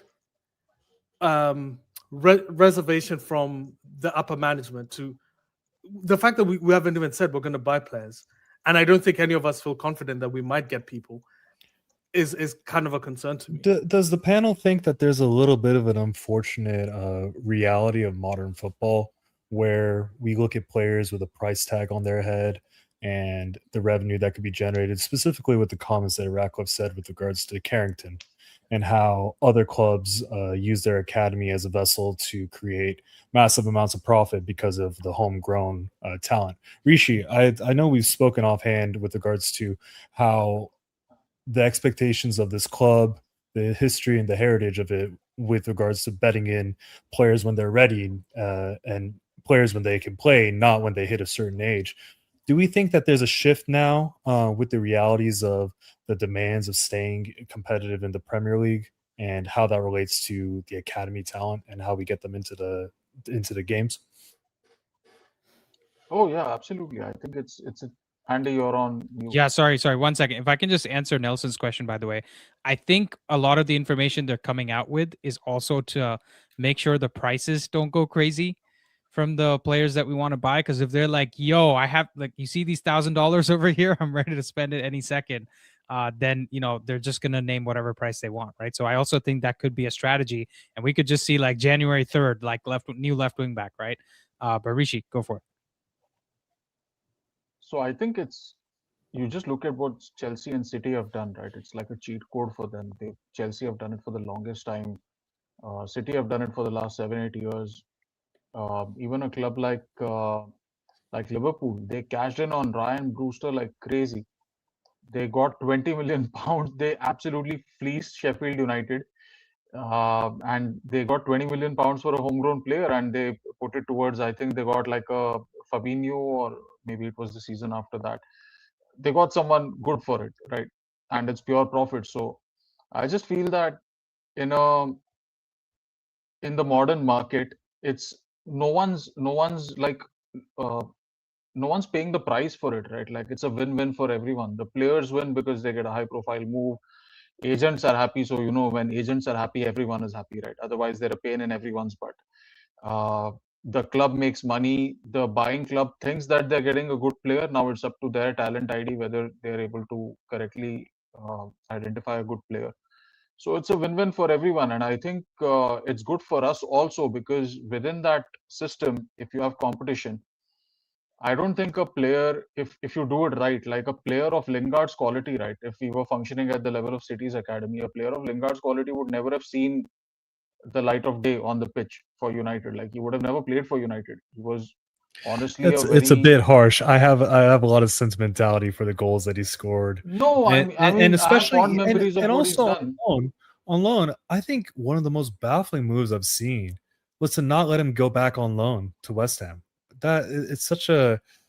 I think He would have Lingard fetched us is 20 million pounds, and they didn't let him go easily. Yeah, and instead he's now in the J League. So that's kind of like I also want to say no, he's in the K. That's my guy. In the K-pop league. He's in Korea, not even in Japan, sorry. Yeah. Well, he also played his last game there yesterday. I saw really? an Instagram post. He was crying. Yeah, he played his last game. 67 appearances in 5 years, apparently. My boy Jay Lings. Anyways, yeah. So I think the interesting point, Rishi, what you made is if you're looking at Cole Palmer as the bar, then I would agree that Lingard never gets a day in the City team. But then you look at Rico Lewis and Nico O'Reilly, and you're like, those players are looking better than their pure talent would state because the team is playing so well, right? So it can actually go both ways. Like Lingard could have been the one that misses out like Palmer did, but he could also be the one that looks even better than he already did because our team was much better. Who's that midfielder? Was it James McAtee?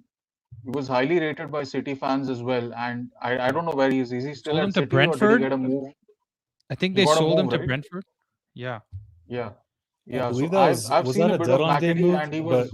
Yeah, he was very highly rated. Technically, people were putting him on this scale of Foden. Oh, he plays for Forest. He plays for Nottingham Forest.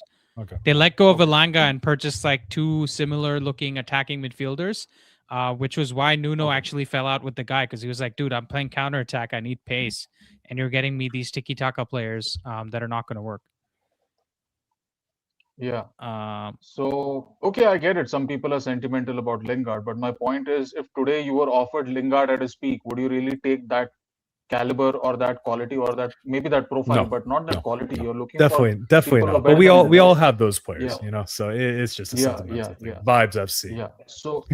Yeah, absolutely, and I have similar feelings for Andreas Pereira, who people would say they didn't even rate as much as Lingard, right? Yeah. So what a pitbull in the midfield. I mean, guys, I remember. I'm gonna get flamed for this, but after his doping ban, I wanted Pogba to come back.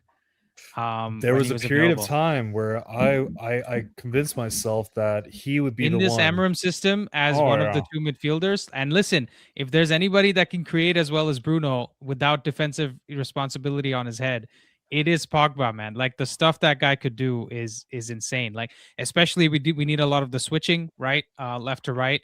and Pogba like had one of the best, like some of his passes to Rashford. You know, before I start getting a tear down my eyes, I'm gonna stop. I'm gonna give you a crazier take. I don't think Cunha sees a single minute of football if Pogba's here. I think Pogba starts over him You every think day he's of in the week. 10?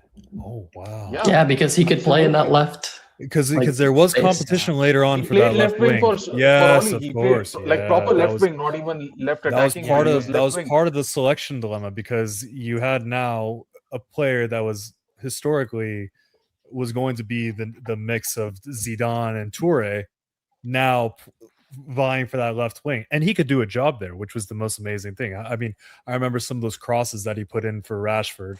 Bro, there's one oh, assist that Pogba got from the right wing yes, where he skinned that's the one. somebody and went along the freaking touchline. He like turned 3 or 4 players, and I had my jaw on the floor. I was like, "Who is this sorcerer?" Like somebody put a fucking spell on him. I'm sorry to swear. Like that's the thing. Like Pogba If there's just ever did the je if ne there's sais ever quoi. a chance that you should swear, it's that, because that was one of the most technically brilliant goals I've seen created It from was a Manchester insane. United player. That one and the Martial chip on the goalkeeper. I was like, this guy's taking the piss.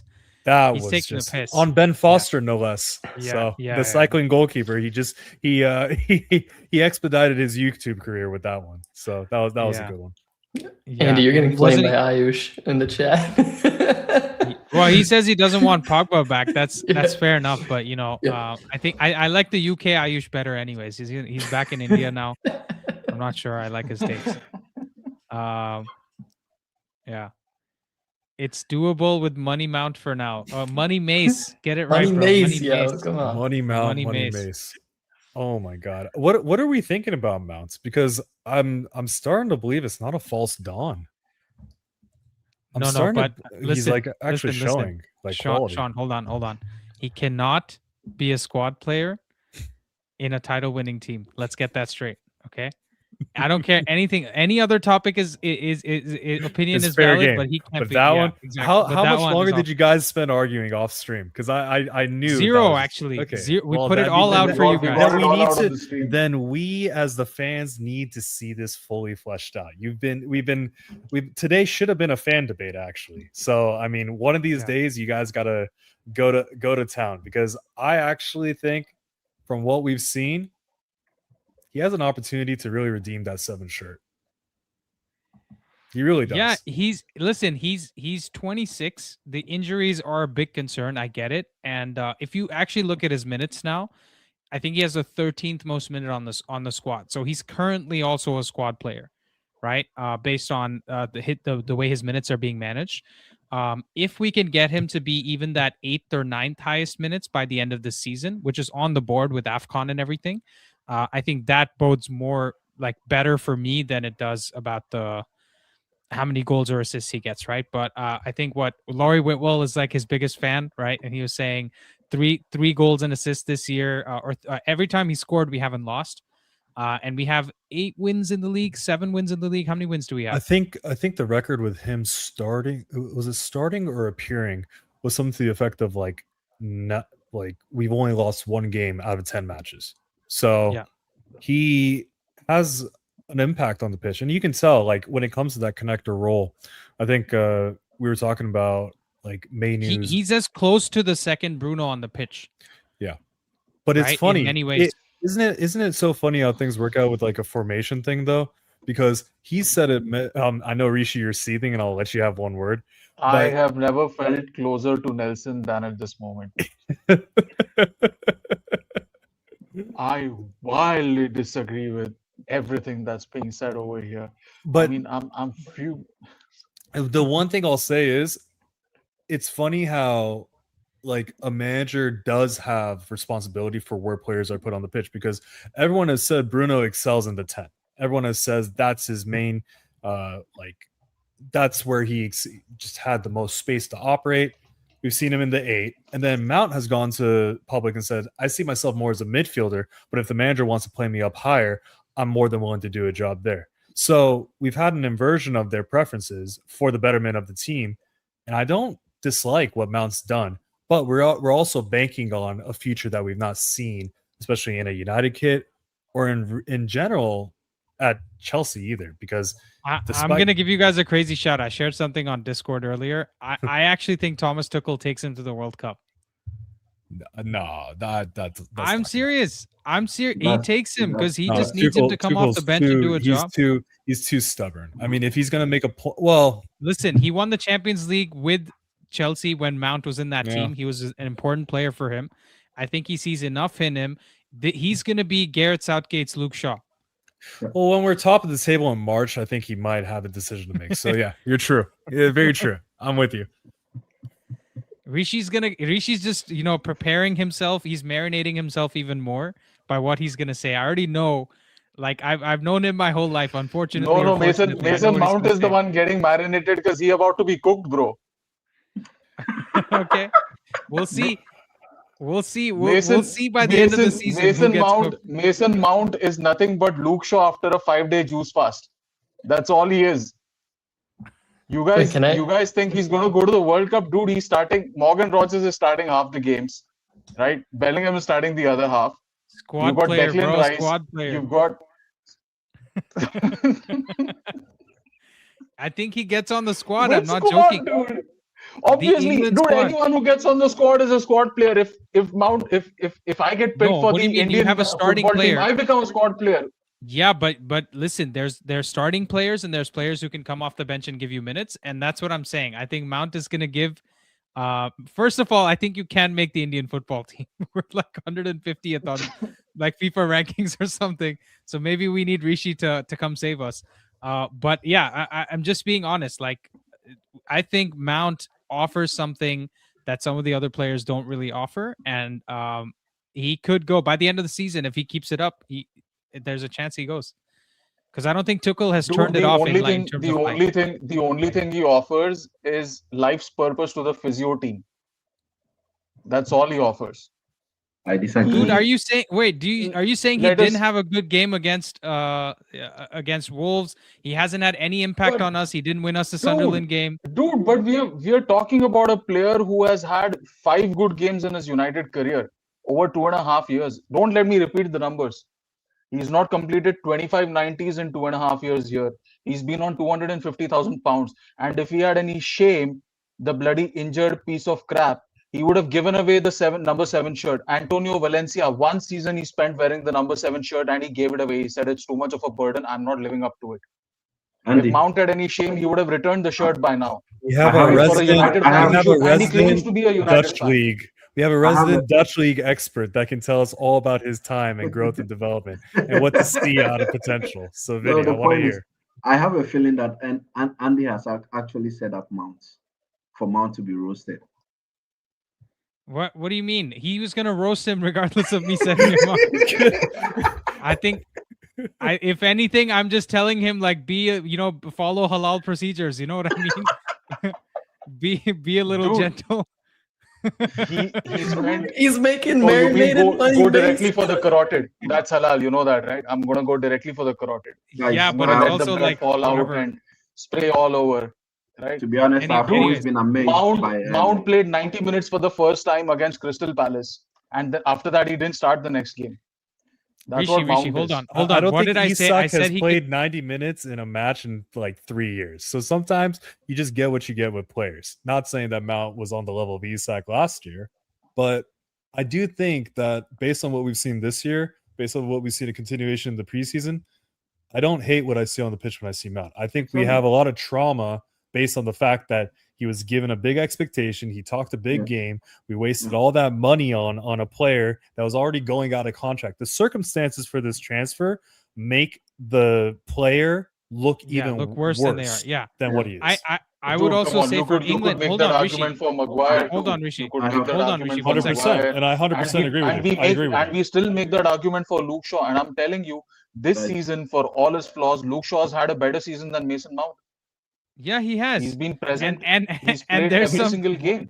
You don't You- think there's you a can chance also- And I Luke Shaw think goes Luke to Shaw the still World Cup? shouldn't be You, here. you can only take the test if you show up for the I have exam. the same, So, I have yeah. the same energy. I have the same energy for Luke Shaw, and I have the same energy for Mount. If I believe that Luke Shaw's had a good season and he still shouldn't be part of the squad, then obviously I'm going to say the same thing about Mason Mount. I'm not going to, No. you know, Hold on, Rishi. big Hold him on. up So for having your two good points games. about your points about Mason Mount are that this is the debate Sean wanted anyways. So your points about Mount are related to how much wages he got, the shirt he's wearing, his injury history. The World Cup, if England reach the final, is 8 games. And as you said it yourself, there's a huge squad that they're taking with, I would argue that England has 2 first teams that they could play in whatever squad they're taking because they have that much quality. So my point is, can Mason Mount come into 1 or 2 games for the specific job that needs to be done and actually do a job for England? And I think he can, because he is one of those players that you No, can't but just look Andy, at his you're not. attributes You're and say, not. No, but Andy, you're not looking at the other players, dude. You're not looking at the other players who would have to be dropped to accommodate Mount. Cole Palmer, Bukayo Saka. listen, but they're Even all Rashford's not having a offering you the better same season, thing. and Rashford gives something. Rashford gives something way markedly different compared to the other players. Rashford has a bigger shout than Mount. Yeah, Don't but you is think Mount the Rashford's same profile as Can the I- others? the thing can about I say- Rashford's can I uptick say in form? something? If it was Rashford of last year, we would say, are you kidding me? So Can- I think he has a capacity to grow. Sorry, Vinny, go ahead. Yeah, it's fine. One thing, Mount's talent has never been in doubt, actually, ever since he was loaned out from Chelsea to Derby County. I've always liked Mount, even as a Chelsea player, right? Of course, it's been unfortunate that injuries has kind of curtailed his development. But looking at the player that Mount is, I think he has a very big chance to be taken to the World Cup. One, he fits in a lot of different systems, unlike the players that we've been mentioning. Don't forget that Tuchel, whenever actually push comes to shove, he will move to 3-back. And when you move to 3-back, we've seen from Rashford that he's not able to actually excel in these kind of formations, right? So Mount is an ideal player to be considered for the World Cup. There's one other thing you're missing. Mount's #1 talent, teacher's pet. Exactly. He does Him and what Thomas he Tuchel. he does what you expect from him. Kai, look, Mount is like he's like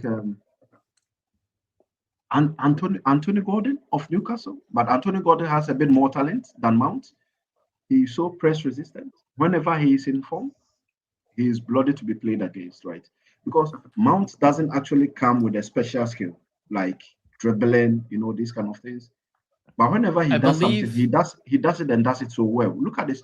He actually gave Mbumo a pass during the Wolverhampton game, as if he Outside measured. of his foot.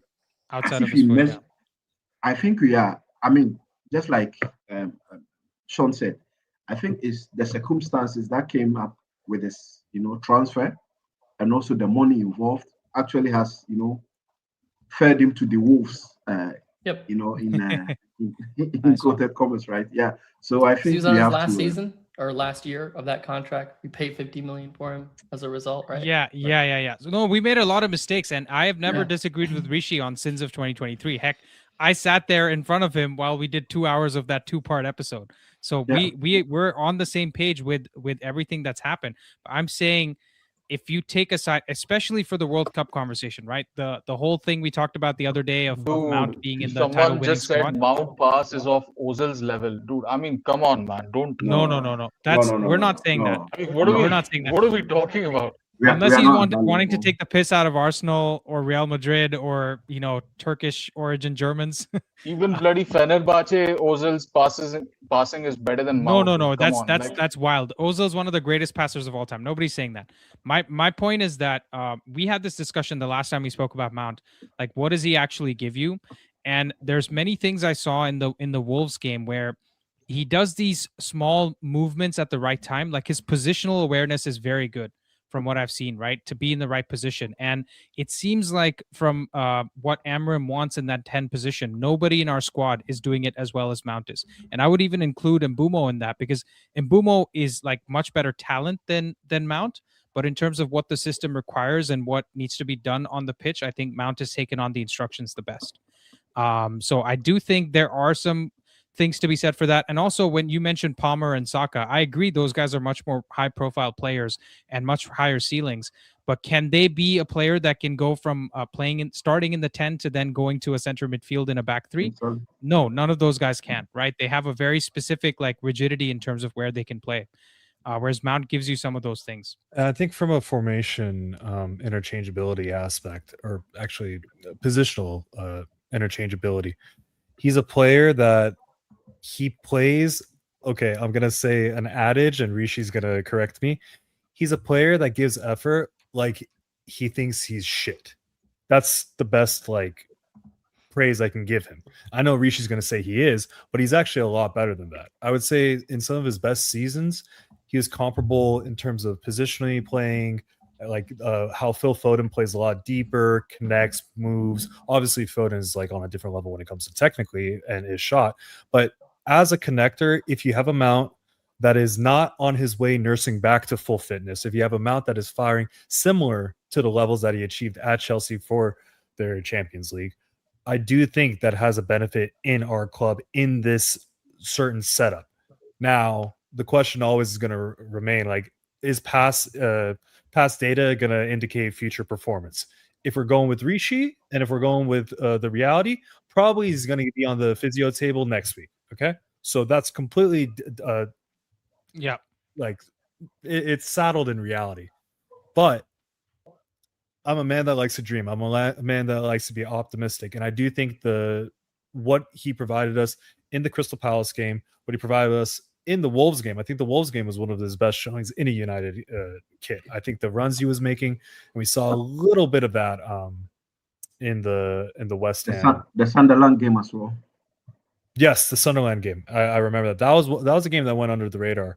At the beginning of the year. So you know what's interesting too, because Rishi has said many times, and this has kind of gone under the radar. I said it offline. He's also said it on the stream that Cunha may not have a good season this year, and I actually think that having somebody like Mount in the team is actually allowing us to even make that statement in the first place. Because if we don't have someone like Mount, then Cunha is all we're left with, right? And then we have to kind of live and die with Cunha. So him being there, playing well, giving us, understanding the manager's instructions very well, is actually also putting that pressure on Cunha to be better. I'll ask everyone, who's had a better season this season, Cunha or Mount? Mount. What's Mount? Mount. You would agree too, Rishi, right? Mount. Yeah. Yeah, And- absolutely. I'm not going to deny obvious No, facts. of course. It is true that Yeah. Mount has had a better season than Cunha. Yeah. But also, if you look at fitness and availability and what we've seen in recent seasons and just the plain ceiling of what a player can be, I think we are all more excited about Cunha, right, over Yeah. Mount. Yeah, So of course. it's okay to talk about this season. And see, he's a United squad player, so I don't wish that he spends every waking hour on the physio table. Like, that's not what I want for him. I want him to be available and then help the team win matches, right? And the day he crosses 5,500 minutes, Yeah. and if it's somewhere in this season or the next season, I'll drop all the allegations against him. I'll say, yeah, well played, bro. But then he Well, also I has also- to stay I also fit, think and then he has Rishi's to keep open to the performing for next idea. 2 seasons. Rishi, I also think you're open to the idea that by the end of the season, if he's like, let's say our 4th or 5th best player, like consistently, then he has shown enough to maybe soften your opinion a little bit, not change it completely, because the 5,500 minutes absolutely. may And not then, happen. Then he has to remain But fit yeah. and keep delivering. My point is that we've been scarred by the previous squad so much that we are willing to look at any ounce of positivity. And I'm saying that there is a difference between being negative all the time and creating 3 shows every day about the negativity that you perceive versus being realistic and objective. You can say that he's had a good few games, and I don't disagree. But how good has he really been? Like, has he operated? Someone said that he's a replacement closest thing. Andy, did you say he's the closest to Bruno that we have?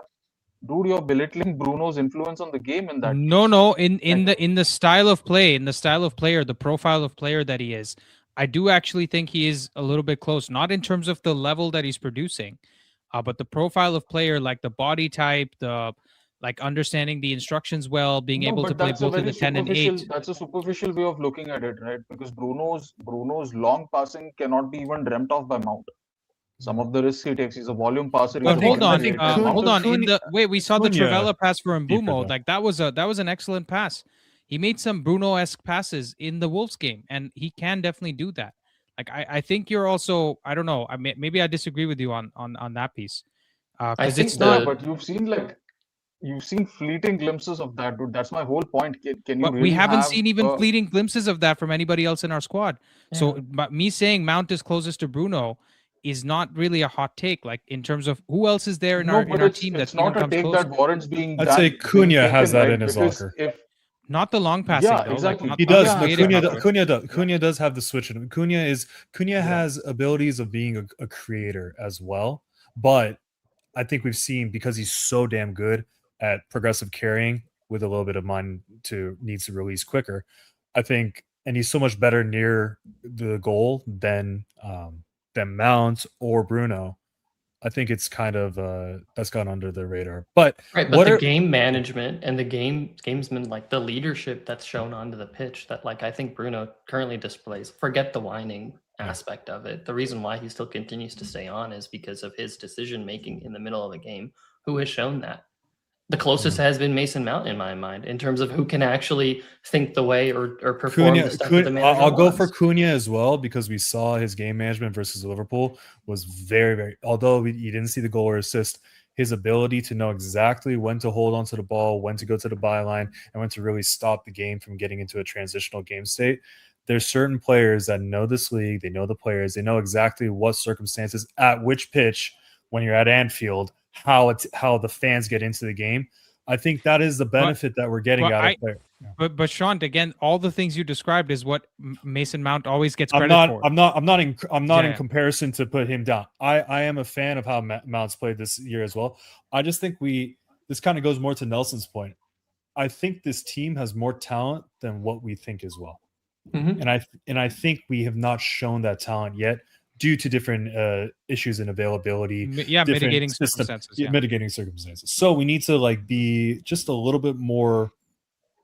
I don't know. These players are going to play regardless. Our support doesn't really do anything. Yeah, I think so. That was Mount actually having 2 cents. Yeah, or Sir Jim's dog. You know, Shaylin is just exactly is just babysitting. From But yeah, INEOS so HQ. I think with the squad thing, right, where I think we all have it accurately labeled, is things like availability. Because you look at Shaw and Martinez, right? They're probably our 2 best center backs in terms of fitting the Amorim system. But what do we always say? Like Martinez has not even played 100 games for the club. He's been here for 3 years, right? And that tells you how much the injury impacts. That's shocking. And we're having a very different conversation with Martinez and Mount, right? Because Martinez is looked at as the starting center back versus Mount is looked at as a squad player. Can anyone really? I don't want to have like a change my mind. I don't see. Also, we need to wrap up the stream, boys. Yeah. Sorry about that. I was but yeah. with Luke Shaw, I know we've seen a quote unquote resurgence in form. Am I not seeing the same games? Because I think he's been very indisciplined with some of the times he steps up and some of the errors that are leading to goals. So I don't know. Maybe this is something that can be broached on a later show. So I keep going back to the Statman Dave video, which I trust his research over my own even. He had done the math after like 10 games or something, where who was most errors per 90. And it was actually Ugarte first, Menu second, but minutes adjusted, the most impact was from Bruno first and then Luke Shaw second. So actually a lot of our errors are coming from that left-hand side. What I will say though, if you were to look at a trend line of how that's going on from the first game to now, I think Luke Shaw has gotten better and so has Bruno, right? And that's why we're actually, that's crazy thing is we've gone 9 games with just 1 loss. And if we beat, or is it 10 games now? And if we beat Bournemouth or draw against Bournemouth, it's going to be 10 games with just 1 loss in it. Right. And so I think we have to be realistic. I think in some ways, based on what INEOS have said, if you take their word for gospel, is it better that we do worse when AFCON is happening so that we actually get some players and then finish the season strong? Right. Because what they've said is if you're doing well and we're already in for a top 4 shout, we we may sign somebody. And then if we're like not doing well, I don't know, like whatever they said, right? This is the thing. I think Sean or Shaylin, one of you guys asked, right, that what are some of the mistakes that INEOS has made on in terms of their decision making. I think I would rather see us do well during AFCON and INEOS still go out and buy, because that will show me statement of intent from INEOS. Yeah. Because if they are reactive, then that's not the kind of board and management that I want. I think 2 of INEOS's biggest mistakes have been in terms of time and timing. They have kind of forgotten the like we discussed in the sins of 2023, right? Like the mistakes made in that summer transfer window are going to impact us till 2028 because we give out 5-year contracts. So any mistakes they make in this January could probably delay our rebuild by a year and a half. Because if we miss out on Europe, we don't get the targets that we want in this season, and then we have to buy second-rate players that probably don't want to come here. Right? We have to treat the Cunha and the Mbumo signings as the last bit of juice that we could squeeze from the brand. Yeah. We can't expect an Elliot Anderson to turn down. He's a boyhood Newcastle fan, by the way. He might go to Newcastle. Like City might, put up 100 million for Bruno Guimaraes, and then they buy Elliot Anderson for 75 or 80, right? Or Elliot Anderson might. Well, decide to go let's not anywhere. forget the squad cost ratio impact as well, right? So it's very possible that INEOS are like, oh, in the summer actually SCR is going to be more in play. That's why we're going to get better deals in the summer, whereas compared to January. That's where my mind was going with the but- SCR. If we don't make Europe, because then we have that greater tolerance to just spend and needed, therefore, to get. No, into but the top Rishi's spots. point is good because then how many players are going to say, "Oh, you know what? I'll hold off on playing European football just so that I can come play with you." Because I'm going to be 100% honest, guys. I was just looking at some of the UCL teams that are in other leagues, and I'm like, Yeah. these guys get to play UCL every year, and I'm sitting here like, holding my what in my hand, watching Yeah. those other teams play. Like, you know what I'm saying? Like, Yeah. it just seems. Yeah, It just seems a little there's what annoying. FC Kairat Almighty. Like, what are we doing here? Yeah, Buffos, yeah, there's a like team called Buffos. God Like Almighty. some I fair- will say that like And these Well, mofos at INEOS, they say that we want to wait till the summer. Yeah. No, I will say that this whole idea that like, oh, will Elliot Anderson come to us or whatever, like, will we still have the pull with the players and stuff like that? Liverpool were practically irrelevant for nearly 30 years, and they still were able to convince players of. Yeah. It really is. But, It's but like, they are we weren't going like for- the cream of the crop, right? Mo Salah wasn't like 10 teams No, in but- for him. No, we Mane still- wasn't like 15 teams in Even They for got him, right? Suarez. Coutinho They got or Suarez. They Suarez. got Suarez. Yeah. Luis But Suarez. they had Europe back He was a then. hot cake. And from Suarez was Amsterdam. also, by the way, Suarez also was fresh from a World Cup scandal for the handball, Yep. and he was Yep. playing for Ajax. He wasn't No, wanted no, by no, no, 20 no. teams, I think and they at that time paid- he was. At that time, 2010, was he playing for Ajax by then? I No, think he no, had no, went- he- 2011 January. That's the summer. That's the window they sold Torres, and then they got Andy Carroll for 35 million and Suarez for 25 million. But yeah, but then the And ask Suarez is, didn't will have, INEOS like, even? Do you think INEOS will even spend the 75 to get a guy like Elliot Anderson, or will they just look for can I get somebody in the Suarez mold? They've been winking. I think They've they been will. saying I think they they're going to give Amram an elite midfielder. I think had we not had that horrible night in Bilbao, I think we would already have one in the squad. Yeah. So I think Amram. I believe there was also on the tour. Amram was talking about who was it? Wilcox. He was like ripping him in the stomach and saying, "If this guy gets me what I need in the midfield." So we still haven't seen that signing yet. So I think it's going to be Baleba and Anderson based on Yeah. everything I'm seeing and hearing.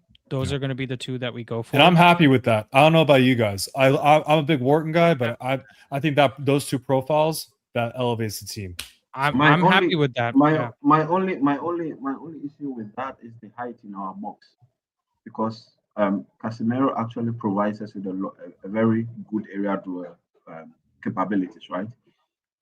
In terms of heading away corners and also winning area balls in opponent half as well. Both Elliot Anderson and Baleba are Baleba. very good in area. Here's the thing: no one's able to answer yet. We all say that Bruno isn't that good defensively, and we need By to the way, replace him. Mohammed says No he one wants talks about- Ederson from Ederson. Edison for Atlanta. Good shout. Yes. Yeah, good dude, shout. No, he good shout. deleted his He's a bad comment. I player. think he's gonna like Yeah, sorry. reword Go it, for it, Rishi. say from Atalanta. So yeah, no one talks about how we're going to replace the output that we get from Yeah. Casemiro and Bruno, because Yeah. Bruno has 10 goal contributions from midfield. Casemiro I think has we 3 are. goals I in the think we Premier League have. alone. I think Bruno stays. I honestly think because we have. I think Bruno stays because the amount of creativity that Bruno gives us in that midfield too is really actually overlooking, right?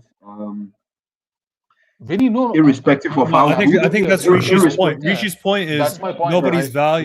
nobody's valuing that type of creative output. No, We've but- gotten something that's like top one If in you the take- world. you Yeah, know? but if you take Bruno out, then where does the expectation naturally fall to? In well, order, hey, it you falls need to do more this? so into the system. So that's the thing. It's And more also so. Cunha has to step Yeah. up. Yeah, so has to Cunha replace and those Mbumo, numbers. right? Like we were looking at how do you this is Yeah. you cannot replace Bruno in an individual way. Yeah. You have to Yeah. replace Bruno in the aggregate. But the issue is we fall victim to the thought experiments of when Liverpool just added Isak and then added Wirtz. You said, wow, so they're now going to play a 3-5-2, Isak bombing, Ekitike veering out wide. You have the bombing flanks of Kirkesh and Frimpong. Frimpong. They're just going to be the most they're going to score 7 goals a game. And we've seen them really just be shit.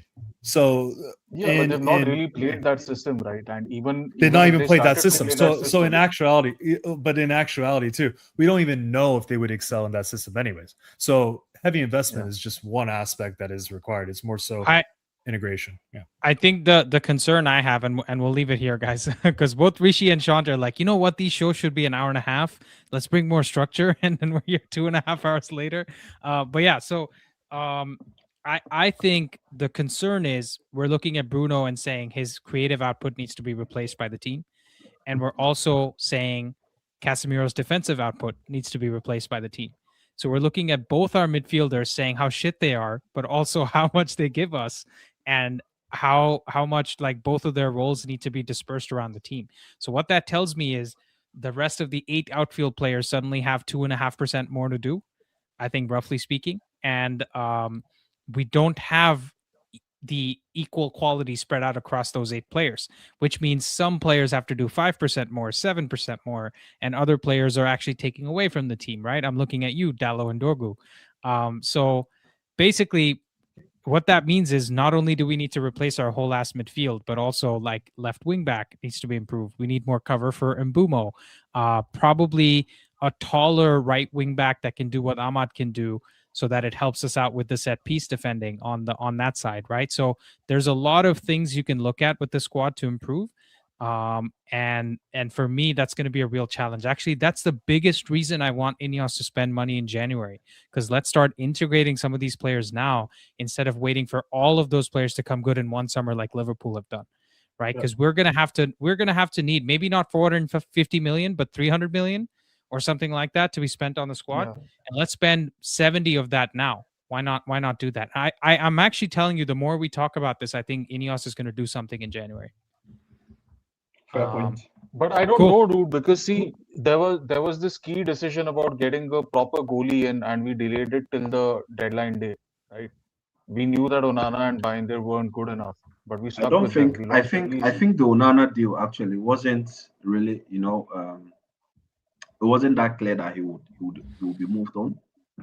I think it came at the end of the transfer window. That's where we, Yeah, kind but of. it Because should have they been had clear to we them, didn't- right, Vinny? the three big It should have Turkish been clear teams to had them like that we need to move this guy on.